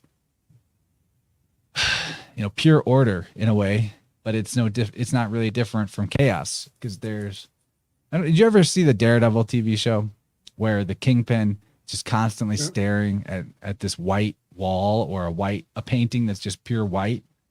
He's trying to Yes. he's simulating or trying to experience this idea of siddha, where he's liberated from the form of the body and from all the karma that he's created in life, and he's just having temporary samadhi experience of just pure pure white, pure order, that type of thing.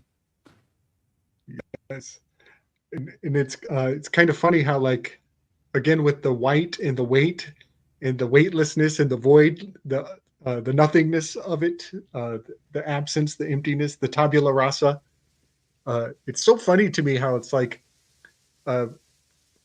these Buddhist practices are they're very helpful. They're very useful. Self ownership is key with all these practices. But in the end of the day, you're Until like, it wait a takes you second, to oblivion. This just yeah. Are you self brainwashing? Is that really what it is? That you're just like, oh, okay, I'm good to pathologically not think. And every time I think I'm going to think, I'm going to let go of that thought so that I make sure I make a really good point of not thinking very much. I know it's about clarity. It's about having clarity of thought. I understand.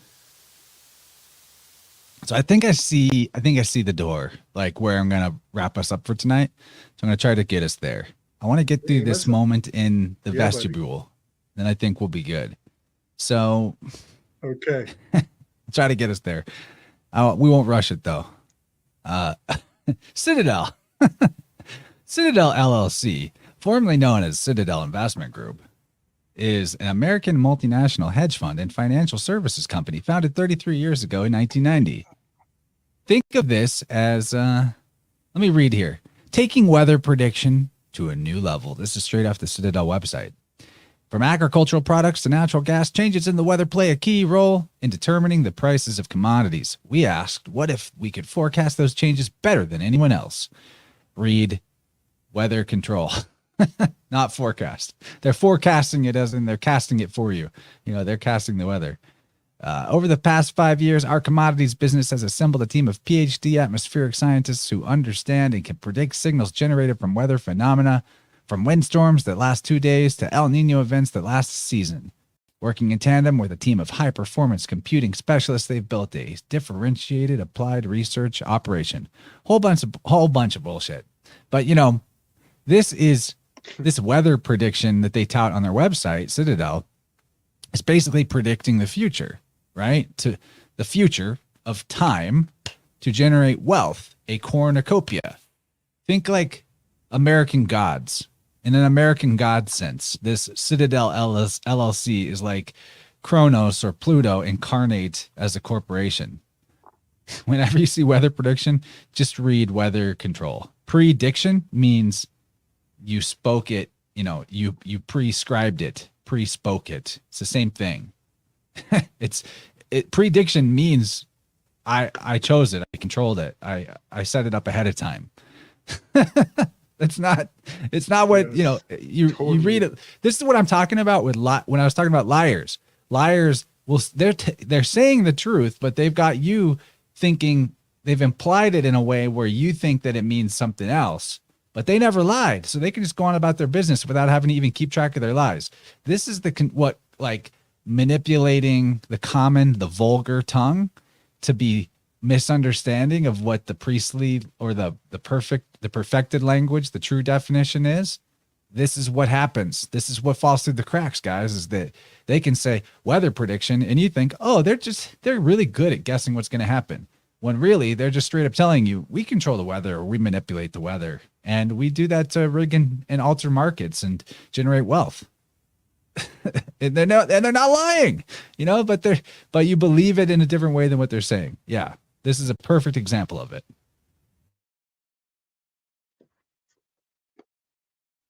It is so profound. It is so profound. Great find. So I've been making a correspondence to the Dow Jones, Dogs of War, manipulating, crop dusting the psychology of the masses so that they can predict the psychic weather and the effects of it on the stock market.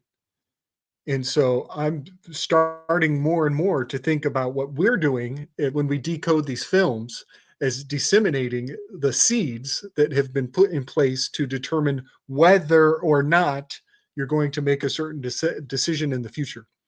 But this is a great find. And I'll just mention El Nino and El Nina, the masculine or a feminine.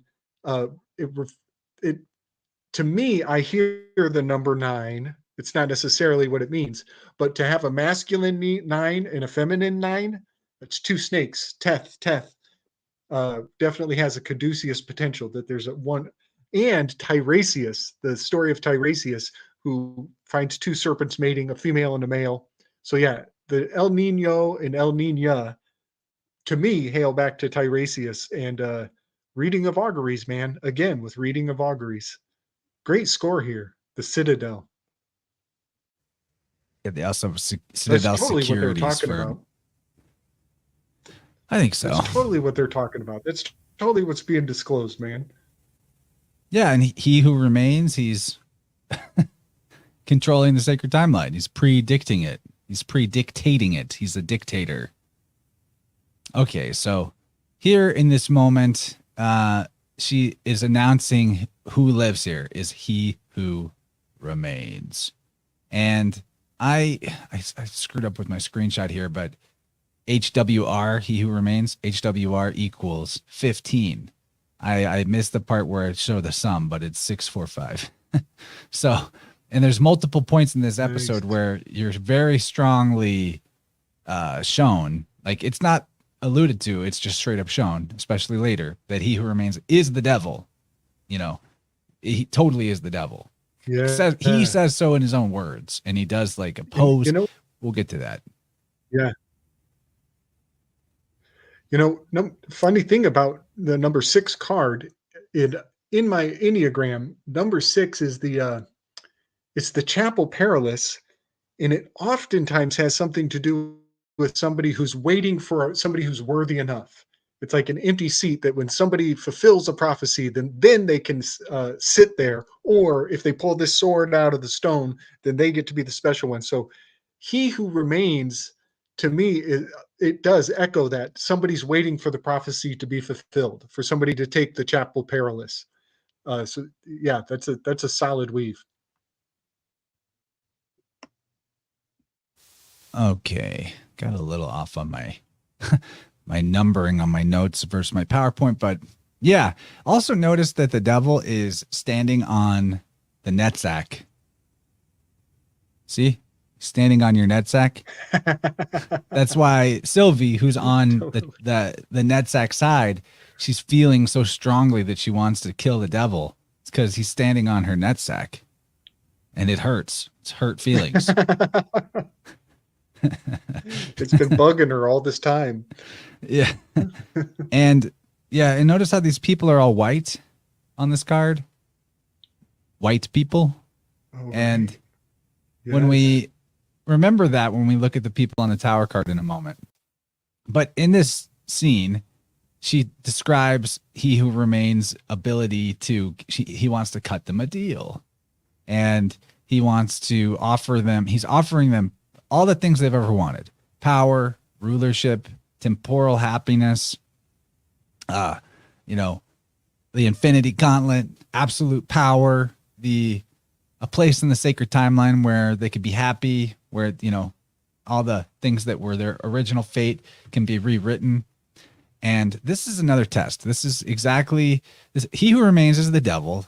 He's tempting them. This is exactly like Jesus being tempted by Satan in the Bible.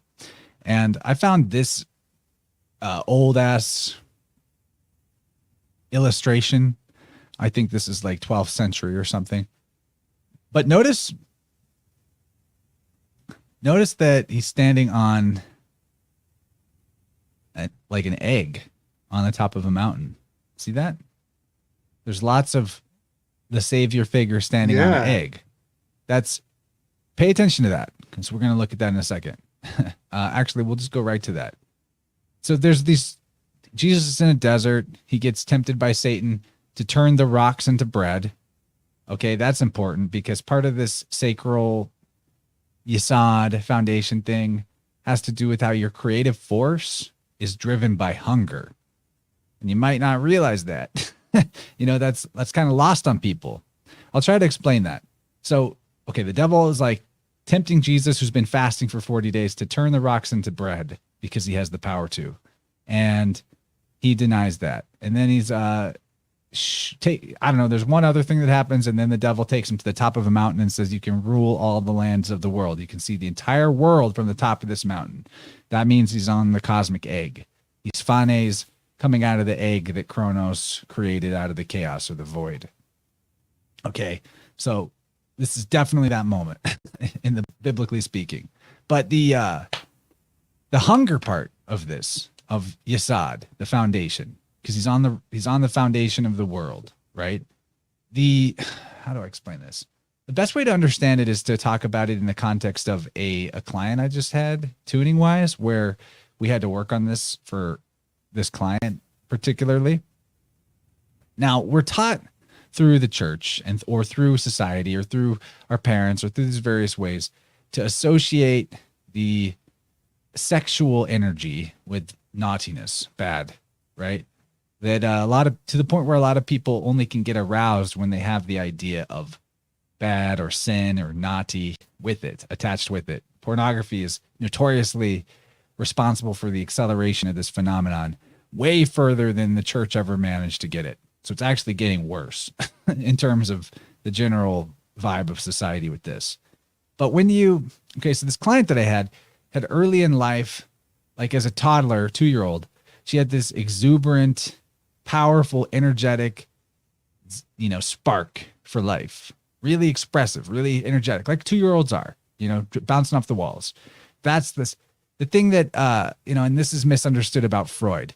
When Freud talks about children being sexual creatures, he's not talking about pederasty. He's not talking about children should have sex or adults should sexualize children. He's talking about how for the child who's in the unconditioned state, their sacral energy, which is a sexual energy, is unbridled in its power.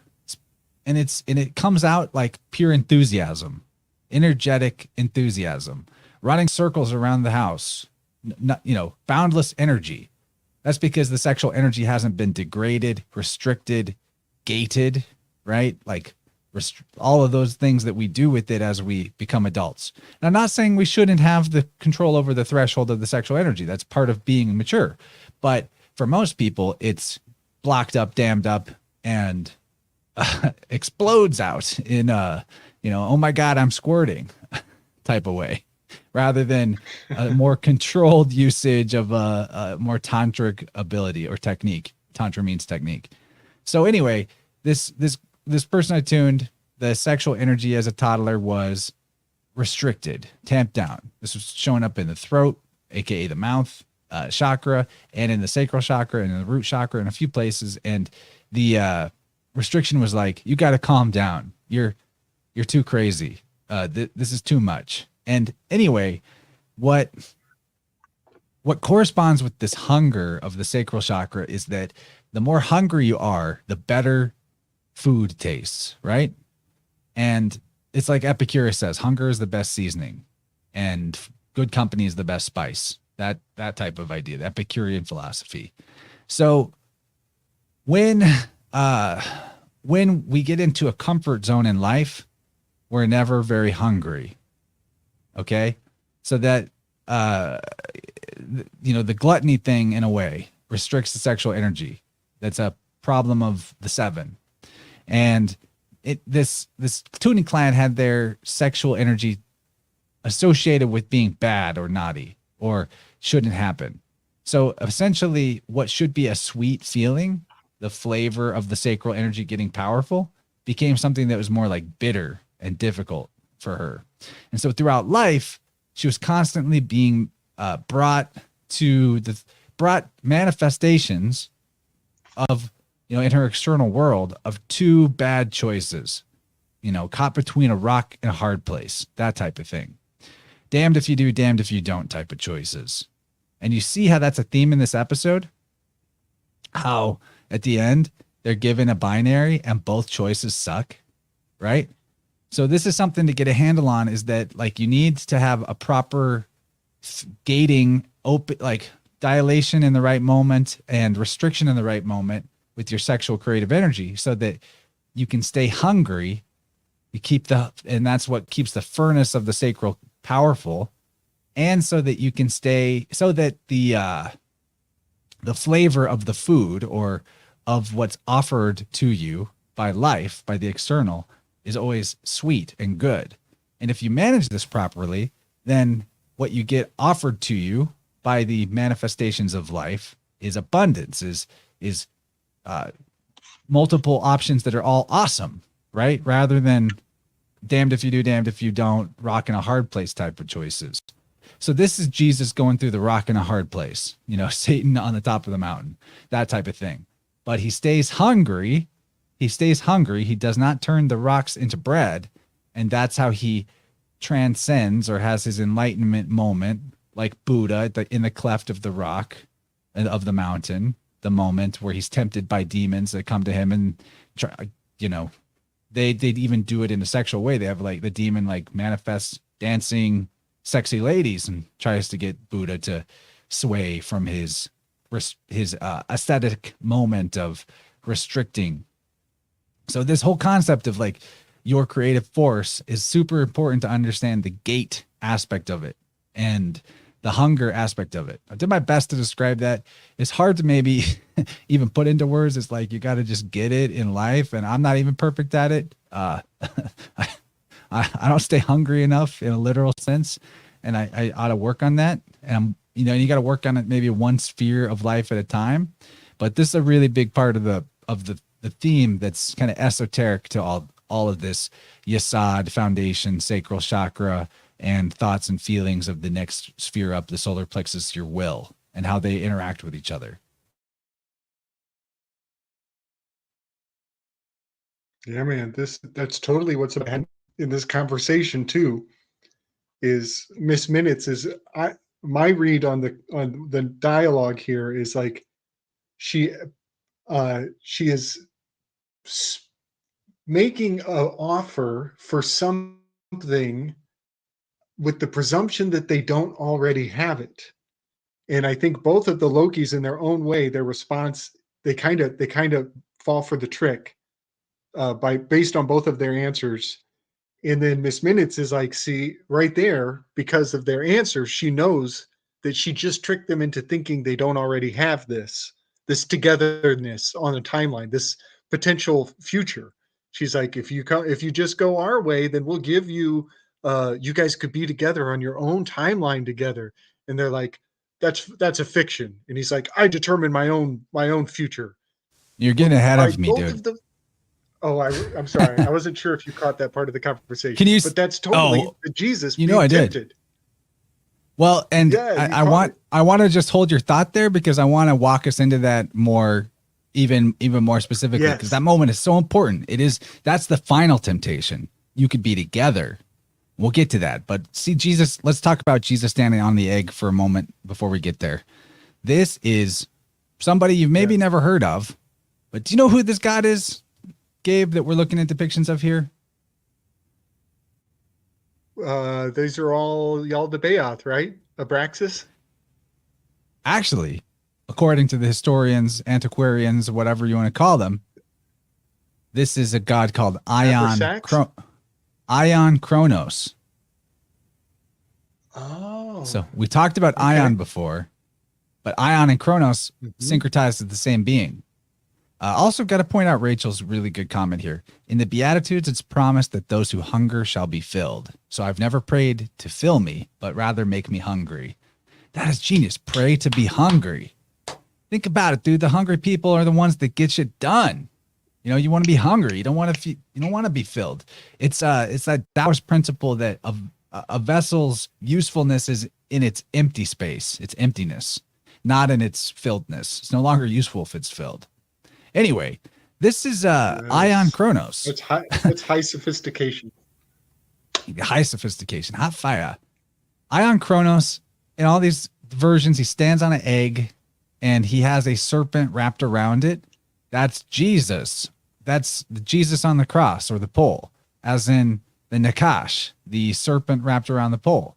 The serpent wrapped around the pole in this case is the body that the serpent winds around, like the Kundalini spiral. Recall that coil is an anagram for Loki as well. And Nice. Seeing how, do you see the goat legs on one of these versions of Ion Kronos? Motherfucker's got goat legs. That's, you know, same as Baphomet, same as the devil. This is your clue when you see these Ion Kronos statues that Jesus and the devil are the same guy. They're the same guy. So, so when the ancients who made up these Ion Kronos statues knew, what they knew is that your tempter is not something external. Even if it shows up in the external world with like, hey, you want a hit? Hey, you want a beer? Hey, you want a prostitute? I don't know. You get it. It's actually yourself that is the tempter. It's your inner world affecting your outer world. It's the uncontrollable aspect of your unconscious coming to you to try to diverge you from your path. You know, are you sure you want to do this? Do you think I should kick the door in right now? Or are you going to tell me not to? You get it? So note the lion head and the serpent body. Also, that's the one in the middle particularly.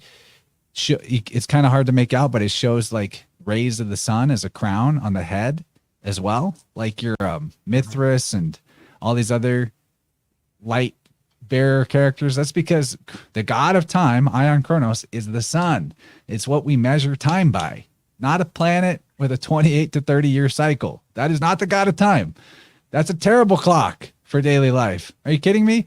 That thing barely moves. It's a terrible clock, Saturn, the planet. Not at all. So Kronos is definitely the sun. Yeah. And Jesus is the devil. I'm not saying that to disparage Jesus. I'm talking about it like the way Jung talked about it, how the Christian God is lacking because it leaves out the question of evil. And it all comes from the same source, so it must come from God. So, you know, creator, destroyer, preserver, all the same guy. That's what is lost in the fouling up of the system, but these statues definitely help you see it. Yeah, man. And the lion-headed serpent, I was thinking about the like coil, remind us of the card. The last little thing, and then I'll let you go for it, is he created all and he controls all, says Miss Minutes about he who remains. That's the lion-headed serpent that's on the card, and see what's around his head is the sun. The solar disc is around his head. So it's the sun, baby. Demiurge.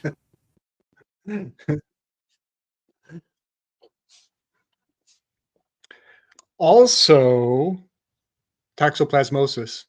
Oh yeah, with the crazy that old chestnut whatever coming out of the ass of the cat. That old chestnut. We can't forget the toxo. But you know, something fun about the coil was a thought that I had. I think maybe today. People believing in 7 days repeating themselves.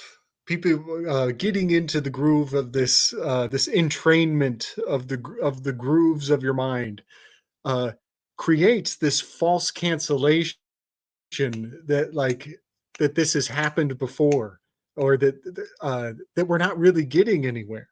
And so if you buy into the calendar, then you're in this two-dimensional circle that doesn't go anywhere.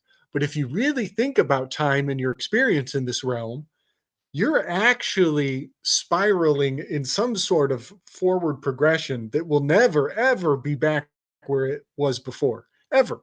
But we talk about it two-dimensionally, where the serpent eats its own tail, but that can never really happen if you three-dimensionalize your philosophy.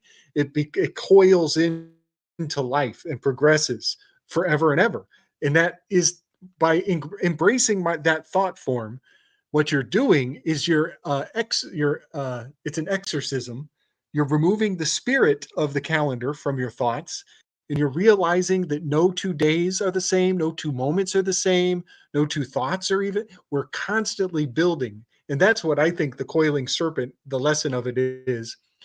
And then I'll say this last thing is the 5 loops, it coils 5 times around the figure. That's the figures of Venus, and knowing that harmonic resonance of its cycles, which encodes the letter phi. And this fact is a knowing, and that knowing has the figure. Like we were talking earlier, like I have my feelings, but do the true figures and facts of the realm, the unalterable truisms, do they have us? And that's what I think those loops, the 5 rings, that's the 5 rings, literally. The samurai book is the 5 rings of Venus. And that fact has us, which I could see people taking those words and construing them into you're trapped in the matrix, that the facts have you. But you know how I feel about that. It's yeah. Well, it's if you want to be a villain, sure, believe that you're a slave. That's Totally. I think why I Totally. think that's why Kang is a black guy in this. It's a metaphor for if you believe you're enslaved, then you become the villain. We'll talk about that. Oh wow. Yeah, you see what I Yeah. mean? Like it's the same as It's 3 hours. same as the Holocaust consciousness. Anyway, okay, so he who remains, he created all, he controls all. Lion-headed serpent vibe. Let's look at this guy. This is Naubus in the middle. It's same as Abraxas. It even has IAO or Iota Alpha Omega, Yao at the bottom, but it says Naubus at the top. There's, I'm sure, deeper mysteries to Naubus than what I can explain here. I'd love to learn more. I plan on learning more as I can, but let's talk about just Yaldabaoth, Naubus, Yao, all of these. He's also called Nous, which is mind, and Nous is also sun backwards. Think about that. With the N to R swap, it's Sir backwards. He's also called Neph, as the B in Naubus can swap with the P or PH. So it's if you just add an A at the front to Naubus, and you have A Nubis, A Nusis, A Nubis. Now Naubus, same thing. And then if we're calling him Abraxas, that's Ab, which is father, Ra, the son, and XIS is no different than Kiss, Kush, Kus, which means black. So Ab, Ra, Kush, the black son father.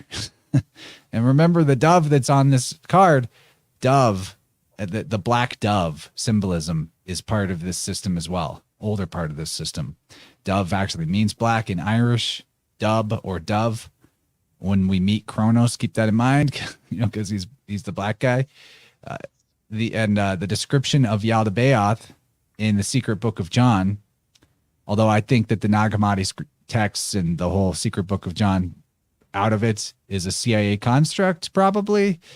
Not that necessarily the CIA wrote it, but maybe repurposed it from some counter initiatory order or of some sort, right? I don't think that it's authentic to what we're told about it. I'll just say that.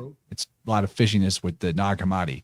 But in the Secret Book of John, it says, when Sophia saw what her desire had produced, hunger, remember, it changed into the figure of a snake with the face of a lion. Its eyes were flashing bolts of lightning. So that's the eyes and lightning. That's the top of the head, right? The lightning struck tower, striking the third eye. And we'll look at this further. Oh, it's all on the same point. Okay, we'll stay here. Naubus. I think that Naubus is Kronos. And I'm going to break it down for you. Okay, so we're looking at these letters in the middle of this coin or amulet. Or down here at the bottom. So the Greek chi that looks like the X here, that can become a K or a CH. The Greek nu is this letter. It's an N, can transliterate to R. I know N to R sounds like a stretch, but it's actually a thing. It's called a roticism. That's a word for your lexicon. When the roticism is all the different things that can happen to R that might surprise you in language. But an example, just to throw out one example, the Hebrew word bar, and the Proto-Semitic ben both mean sun. Bar, ben. Same thing. Also, I like that example because bar is also one of the names of Saturn or Kronos. So the father is the sun. Bar Kush. That's Bacchus. Bar Kush, the black sun. Bacchus. Anyway, so now we have the X of Naubis becomes K. The N becomes R. That fourth letter that looks like a V is confusing to this, but I think it's the letter N. So you have Kron. Now it's probably in Naubis they're calling it a U, but that's how the Greeks made an N. So there's something there. Then the beta or the B could just easily be a soft V, which can kind of be a U sound. That's the most stretchy part of this weave. But there you go. There you have it. We just turned Naubis into Kronos. A little more though to back this up more on the letter R. This doesn't back it up. It's just a funny thing. The letter R, you'll like this, Gabe. Make a mental post-it note here. The letter R is sometimes referred to as the littera canina, literally canine letter, often rendered in English as the dog's letter. This is a Latin term that referred to how the Latin R was trilled to sound like a growling dog, aka rolling your R's. A spoken style referred to as the vox canina, a dog voice. A good example of the trilled R is in the Spanish word for dog, perro. Not great at rolling my R's. So the dog's letter. Why I brought that up is because this R is the guard dog of Hades. You know, you have X, Hades, Chi, 10, say 10, and Ro, the Chi, Ro, the guard dog of Hades. That's my Gabe level schizophrenia for you. You feel me? Yeah. Dude, I feel you, buddy. Yeah, totally. So on the diction of Aries, we start with A in Aries, and we go 180 degrees. It's 10 degree counts. We end up on the R, the reverse, the retro, the half of the 360 is R. And look, here's Lupus, here's Bowotes with the Canis Venatici. Here's all three of the dogs. This is essentially Cerberus. Dude, Canis they're Venatici, on the R. the two dogs. Oh my gosh, you're backing this up so well. Is on the R. Yes. And now just for people's imagine, I put the moon card in Pisces, but it has the reverse value. It has the reflectivity, 1/8 moon card, it holds the equinox line. So what's fascinating is that there's dogs on the moon card. Arcturus is it's the great horn that initiates the lunar calendar. So I put the moon in Pisces, but it's bouncing off of Arcturus, where the initiation of the lunar calendar in Eastern astrology. I think this is the occult hidden pagan New Year. They tell us the pagan New Year, we think of the sun with the sun card in Aries. The pagan New Year is the subconscious. It's lunar. It's in the subconscious realm. So the lunar New Year is Arcturus, full moon. When Pisces has a full moon, it's marked by the great horn of Bowotes. Bowotes is Wotan. In the great hunt, he blows that horn and it starts the great hunt. And we go through the pagan New Year. But I think the pagan New Year is not about the sun. I think it's about the moon. I think they're working on our subconscious. They're working those light codes while we're sleeping. I'm just blown away about this guard dog of Hades is the R. That's dogs go. That's awesome. Brilliant, brilliant. And Chance, I wonder if, okay, I wonder if also we're looking at the gut biome, um, as well, because I'm just seeing a lot of Well, that's digestive Virgo. Virgo is the gut. implication. Yes, yes, and that's what's kind of how do I say this? Because okay, I'll say this. In Enneagram, like stepping away from the calendar and the zodiac a little bit, with the Enneagram, number 7 has that gluttony. And this is the Tower card. 1 plus 6 is 7. It has the gluttony. Um, and at the top is where this Yaldabaoth is, at the top of that card in the top corner. But then once we break into the number 8, we go across the discernment line. Again, the 8, 9, 1s of the Enneagram, that's the gut. That's the instinct aspect. And the number 8 card, the lust card, which I'm turning it back into a number 8 against Crowley. It also has the Yaldabaoth serpent as the tail of the lion. It has this character again. So the 7 and 8 between thinking and doing both have the Yaldabaoth. I'm just seeing a lot of digestive potential in the ingredients, not in the zodiac, but from the Enneagram. I see a lot of digestive signs around all this. Well, that's the Sod Yod, the philosophical gold that you have to ingest and digest to convert it to prana. It's the food. It's how that relates to the activation of the third eye. And maybe they're talking about maybe hunger is the philosophical food or the philosophical gold, because whenever you're really heavy digesting, it slows your brain down. But if you breathe and you ingest just the prana from the air, like that Libra moment that follows Virgo, maybe that's what feeds, maybe that's the philosophical gold for the third eye or something along those lines. The right balance of thought and oxygen or air, rather to feed that fire, rather than to sort of dampen it with a bunch of food that actually slows down, makes the third eye sluggish or obscured, muddied. You know, there's because there's this other thing. You know,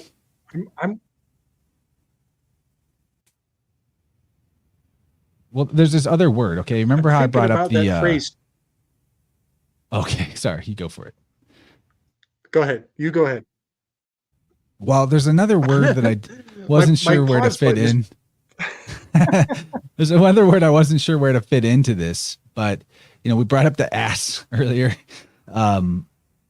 I talked about the in yod, which is AI, but if you reverse that, yod in, this is a word that's like a shovel, can mean shovel or forceps. It can mean either thing. So it's either the shovel that purifies by removing the waste, or it's the forceps that brings in and births the new.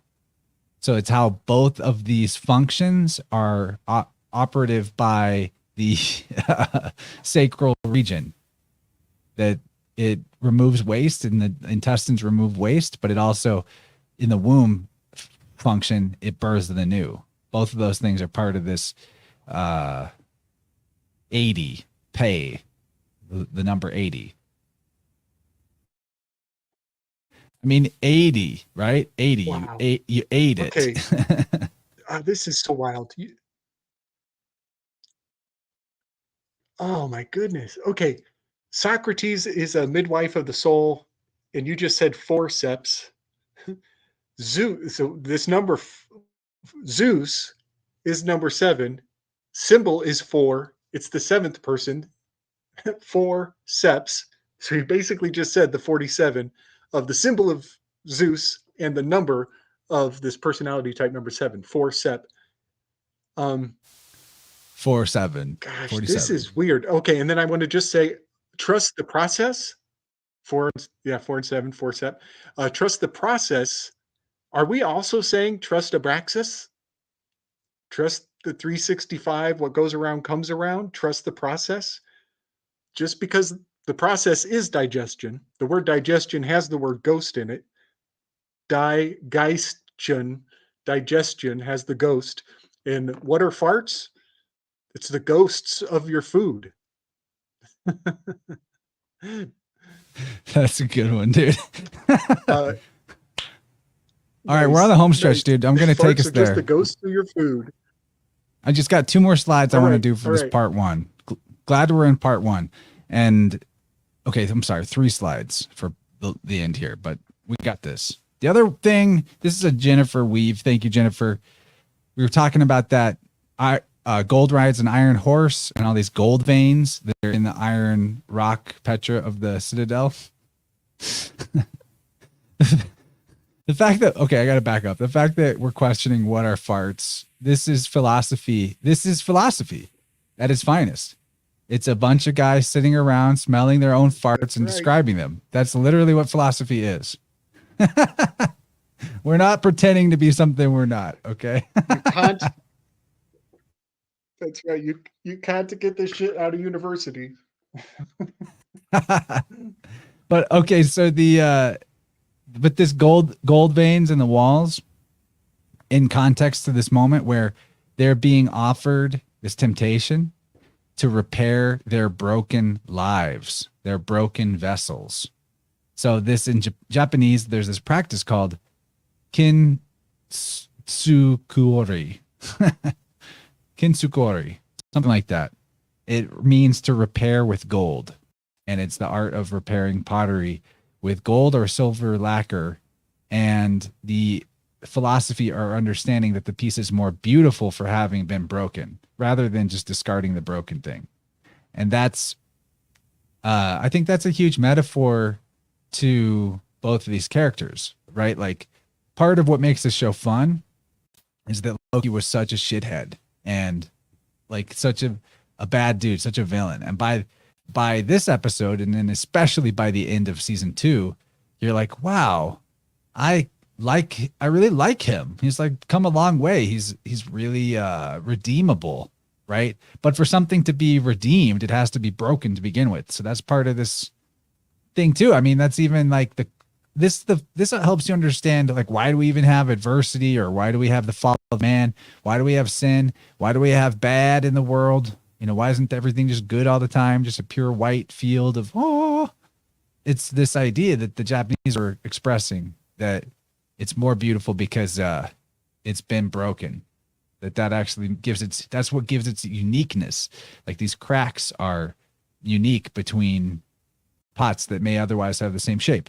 The other thing about this that's interesting is that the Japanese word for gold is ken, which is like cane, kan, kang, right? Gold. That's in there. Totally. So unless you do you want to jump in on the Kinsu Koroi? No, I'm glad you picked up on that because That was all one Jen. thing that kind of brought to nice. Yeah, it brought to my mind Tikkun Olam, which is this idea of the great fixing of the broken shards of the Kilipoth from the creation myth, Heal but the world. also reparations, because the healing of the world. Yeah, and we have something I appreciate is there's a lot of they're making a lot of black nemesis characters in Hollywood lately, which is great. I think that's awesome. But that's kind of, I think, playing into putting a George Floyd lookalike in the nemesis position. In this film in particular, I think they're hailing back to the traumatic experience of the that was a Gemini spell. That was actually Minnesota's Gemini soda. And so it's an inversion because the protagonists are Geminis, and the George Floyd thing was like a breaking of that connection. Well, here it's a reversal where it's almost like George Floyd is going to marry them together again. It's going to give them it's going to but they still killed George Floyd. It's going to fix the break from the Gemini soda smell. But they still killed him. Yeah, it's now he's just a real useful trigger. Well, it's Yep, it's he's gonna interesting crank up though the that you temperature, bring up get the everybody's George. blood boiling. So George Floyd died in 2020. Loki season 1 release date was 2021, but in June in Gemini. No shit. So they're calling Oh, you damn. back to the. Oh, They're calling damn. you back to this George Floyd spell 1 year later, after it happened, in making Kang the George Floyd look like, and then he gets killed. That's by a Gemini figure, the Twin Cities, Minnesota. All of that is so true.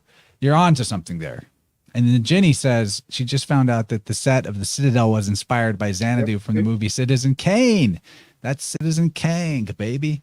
And it's interesting you bring up Citizen right at this moment, because what I was about to talk about is this final temptation is that she's offering both of them to be together on the timeline, two Lokis in the same place. Well, that, my friends, is fiction. She says it's fiction. This is the legal fiction of the straw man. Your legal identity, your personhood, your corporate self, all caps name on the driver's license, etc., is two of you together on the timeline. It's fiction. It's the fictional self, the false self. Now remember too that the relationship that the straw man. Well, dude, you notice that the people falling out of the tower are made of paper. They're paper people. It's your straw man is a paper person. And they look like origami figures. So we're supposed to be thinking about the fictional on paper self. And then that comes up later in the episode. You see their straw man come to life when he pulls out the book of life, with all the things they ever said written on it.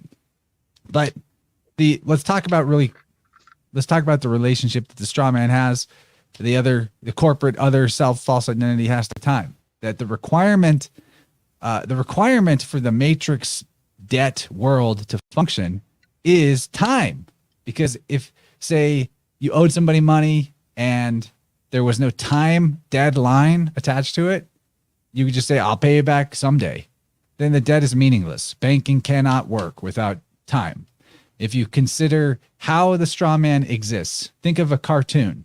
Like if you had a notebook and you drew pictures in the bottom corner and you made a little flip book, right? Whereas you flip through the pages, each frame happens and you make a cartoon, it comes to life, gradual change across time. That's how the straw man operates. That you look in your bank account, you look at your location history on your iPhone, you look at any of these things of where your digital identity exists.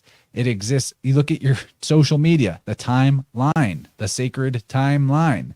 How that is all controlled, operated, and run is based on time. That like your bank account would make no sense without each of the numbers, the what attached to the when. So the what and the when is how the straw man operates. So it's very related to time. In the Kronos sense, it's the false self and the false version of time. Whereas the true self has a subjective experience of time, a circular inner experience where they're at the center of it and they can see all points of their timeline at once. Whereas the straw man is going through it in an orderly, linear fashion. But like you, right now, you could see yourself in this present moment, and you can see how this present moment reflects something from 2 years ago. And you can, at the same moment, think back to when you're an infant and, your whole thing, you're at the center of the wheel. You could go any direction with it. But that's it, man. That's like the big metaphor of the show repeatedly over and over again is related to the TVA, the government, the bureaucracy manages and controls your straw man. And that's what lives on the sacred timeline. The sacred timeline is the digital identity, which is the debt cage, the debt slave, the prison. That's the only matrix is, yes, you're in the matrix, but only if the you're thinking of is the fictional identity that lives on paper or lives in a digital realm, which is your name, which is your profile picture, all of that. But it's not real. That's not really you. The real you is not in a matrix. The real you is not a slave, just the straw man. Yeah, buddy. Good catch, man. This is a hell of a graphic right here. You nailed it. And yeah, this is where she uh she is suggesting that there is something that they could achieve, but the fact is they already have it. Uh and I think they both kind of fall for the trick here because his response is like, I run my own destiny. This is like the Sapolsky, you know, this is like you and me having a face off with Sapolsky. And he's trying to tell us that like it's all predetermined. Uh, uh, but as soon as Loki says, I control my own destiny, Miss Minutes gets kind of a knowing look. And then she disappears. And that knowing look, I think, is that she set the hook. She set a hook in each of them. And now they both believe that there's some offer on the table for something that they already had all along. They're already together on the same timeline. This offer is a fugazi. It's pulling them away from what is already under their feet. Great catch, buddy. Oh, no, that's a great catch. That they're being tempted by something they already have. That is so true. That's like massive.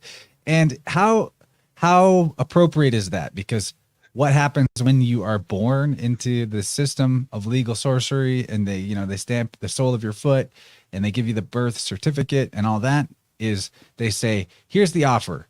We're going to give you this citizenship.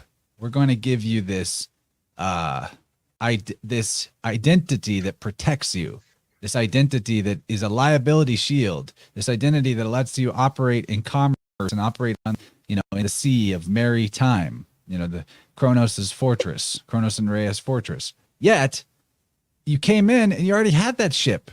You already had a placenta. You already had a twin. You already had the other self. You already had the guardian spirit.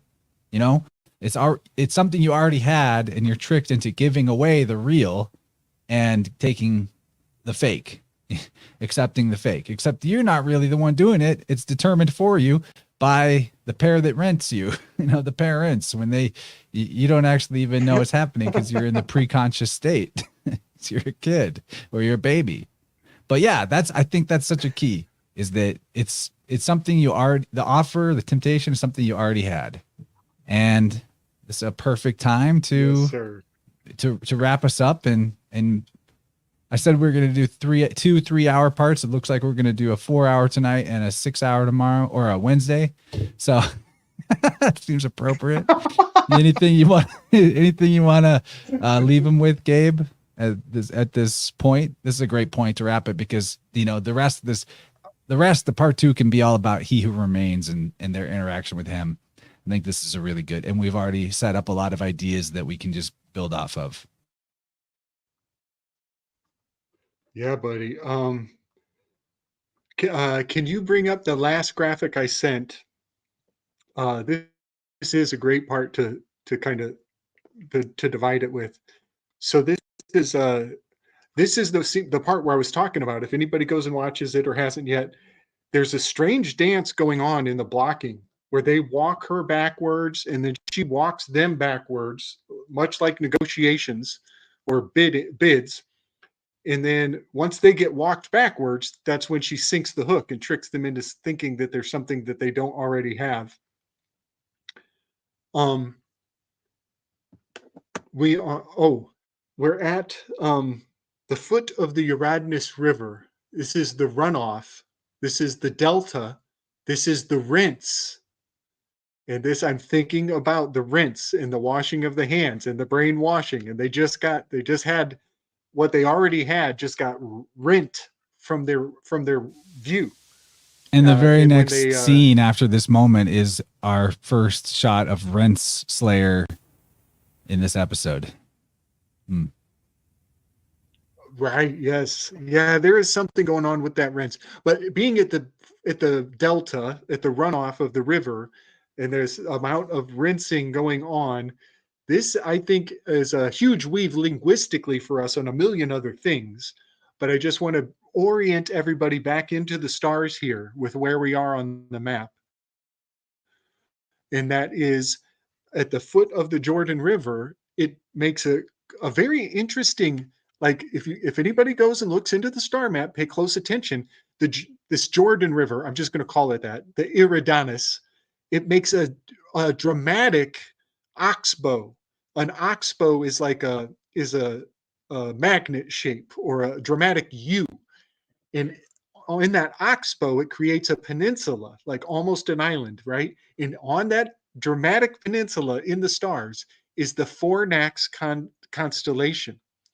And this is where fornication comes from.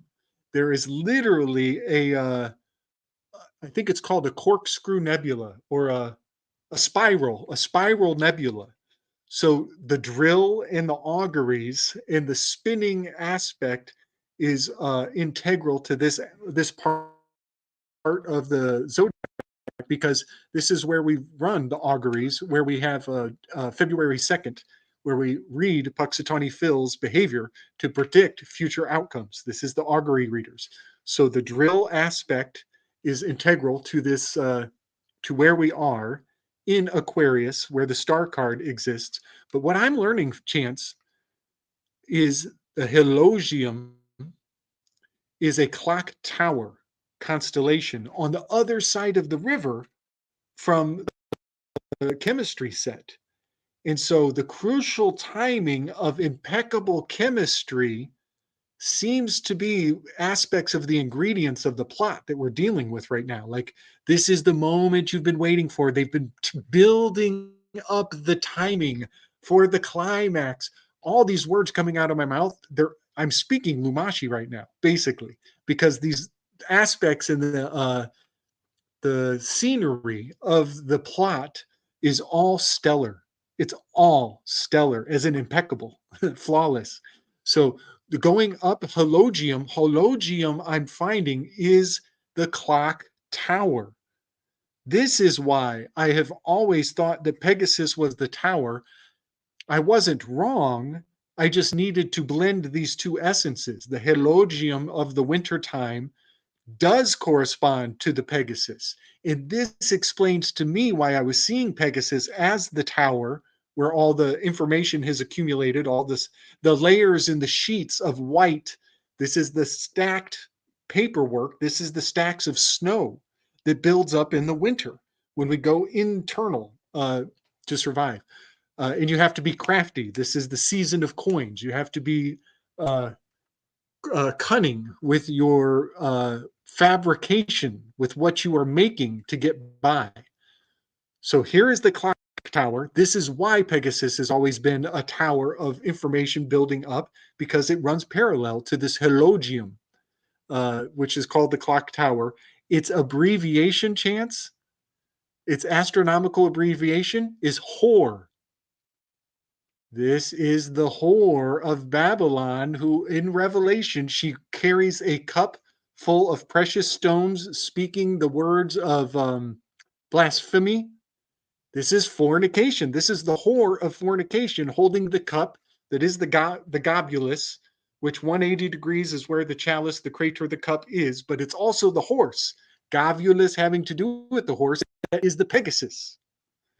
So all things about the whore of Babylon is right here where the babble of the river of the Jordan is babbling at the foot of the bottom of the river, running through between the Fornax fornication, the Hologium perfect timing clock, and the Phoenix constellation of the fire that keeps the chemistry set burning. All of these ingredients are right here. It's all astrologically flawless. And then can you zoom in on my picture with that little, the light coming through the ceiling? This is from the La Rennes Le Chateau mystery. This is a ocula, hold on. Oh, it's the ocular room that John Dee and Edward Kelly, also Faust and Schopenhauer and Goethe were working with a obscura, camera obscura. That's it. Oculus obscura is a chamber that the light can come into the room in certain ways to do all kinds of magical things. And then back then, this would have been used as a, serious psychological power implement. Imagine TV out of its time. You know, this would have been cutting edge science and mystery for people. But these ingredients are all here. We're going up the tower. There's going to be an opening at the top of the tower. The opening is going to relate to the Ace of Swords. When we come back, that opening at the top is important for the light to come down, for it to dawn, for the revelation to dawn on everybody. And then what for me is profound is that it's shining on our altar. And for months now, this table has been haunting me because it's key for all the magical processes. But the light is dawning on the table, and here I am looking at the symbol and being like, oh yeah, this light is going to dawn on me for the rest of my life. The more I realize how magical the table always will be symbolically. But yeah, this is because the sacrifice of Ophiuchus, the day of JFK, if you drop one drop of blood off the heel of Ophiuchus, it drops perfectly down in the constellations and it lands on the sacrificial table. The sacrifice of JFK, a drop of that blood would run through November 22nd and fall perfectly on the sacrificial altar. And so I'm learning that there is a anatomical, it's a mechanistic perfection to the way that these constellations line up. And not only does our language on the mundane, every small talk also align to the stars, but the big rituals do too. And JFK spilling that blood would have fallen down onto our altar, that is the table for all the rectification, for making things right again, for making an even playing field. So yeah, I just wanted to put these in people's minds, because when we come back again, this is totally where we're going to pick up as we're kind of dialing up. That's the corkscrew aspect. This has to do with water clocks as well. But yeah, we're going to dial up this tower. Miss Minutes winds them up. Miss Minutes winds them up here at the bottom. The coil is getting tightened, and then they're going to ascend, go up the tower, go all the way up to the top. Yes. So true. And then one more thing is induction. We're about to be inducted. That is to be initiated, and dunking your head. That's John the Baptist. We're in Aquarius. John the Baptist dunks your head. So you get ducked. And what kind of cock does the duck have? The coical. It's got a coical penis. It's a corkscrew. Ducks have corkscrew penises. Oh, they're necrophiles so yeah, they're gonna too. fuck with us. So they're ventriloquists. Oh my God, that's so crazy. They're necrophilic. All right, well, we're gonna bounce then. Right, this has been fun, man. I like taking the scenic route. We got so much out of this. And the chat was awesome as always. Please feel free to support us for our work. Well worth it. Yeah, man. Gabe over at Cash App, Slick Dissident. You can support me in many ways. Check the episode description for some of them. Like, get yourself a t-shirt off my merch store, like the one I'm wearing right here. You want to rock that big, beautiful pink flower on your heart chakra green t-shirt? It's an option. Or Typical New Herbs. Use the coupon code InnerVerse. Get yourself some great herbal plant medicines and supplies. It's a really good Christmas gift or stocking stuff for Typical New Herbs. Like, really good. Actually, a Telegram friend of ours just shared how they had bought a family member one of the puzzles on the InnerVerseMerch.com store. That's my art. Those puzzles are really fun. They're worth the price of admission. Check that out. And yeah, lots of ways to support us. Hope you do. We put a lot of work into this. I mean, I've basically been at my battle station prepping for this for like a solid 13 hours today, with pretty much, breaks to eat. It's nonstop. And then we're halfway through the analysis of this episode. I'm actually glad for the extra time, because I'm gonna make even more details come to light in the second half that I rushed through just to get this ready for premiere tonight. Lots of fun. I'm glad that I get to do this as my job. Couldn't do it without this awesome audience that gets it, enjoys it. This is one to return to, though. I think more than certain others. There's like some philosophical stuff in here that is the deep of the deep end. So, yep, Jenny sees it. I put a lot into this. I know Gabe does too, because I'm getting constant bings from Gabe all day. He's thinking about it, processing it. Yeah, we're living it, breathing it. Yeah, good stuff. Gabe, I love you, man. Thanks for being my co-pilot. It's good stuff. You, buddy. All right. Good night, everybody. Peace out, homies. My Have pleasure, a good man. My evening. pleasure. Yeah, man. Let's demystify again. We will. We will ride again.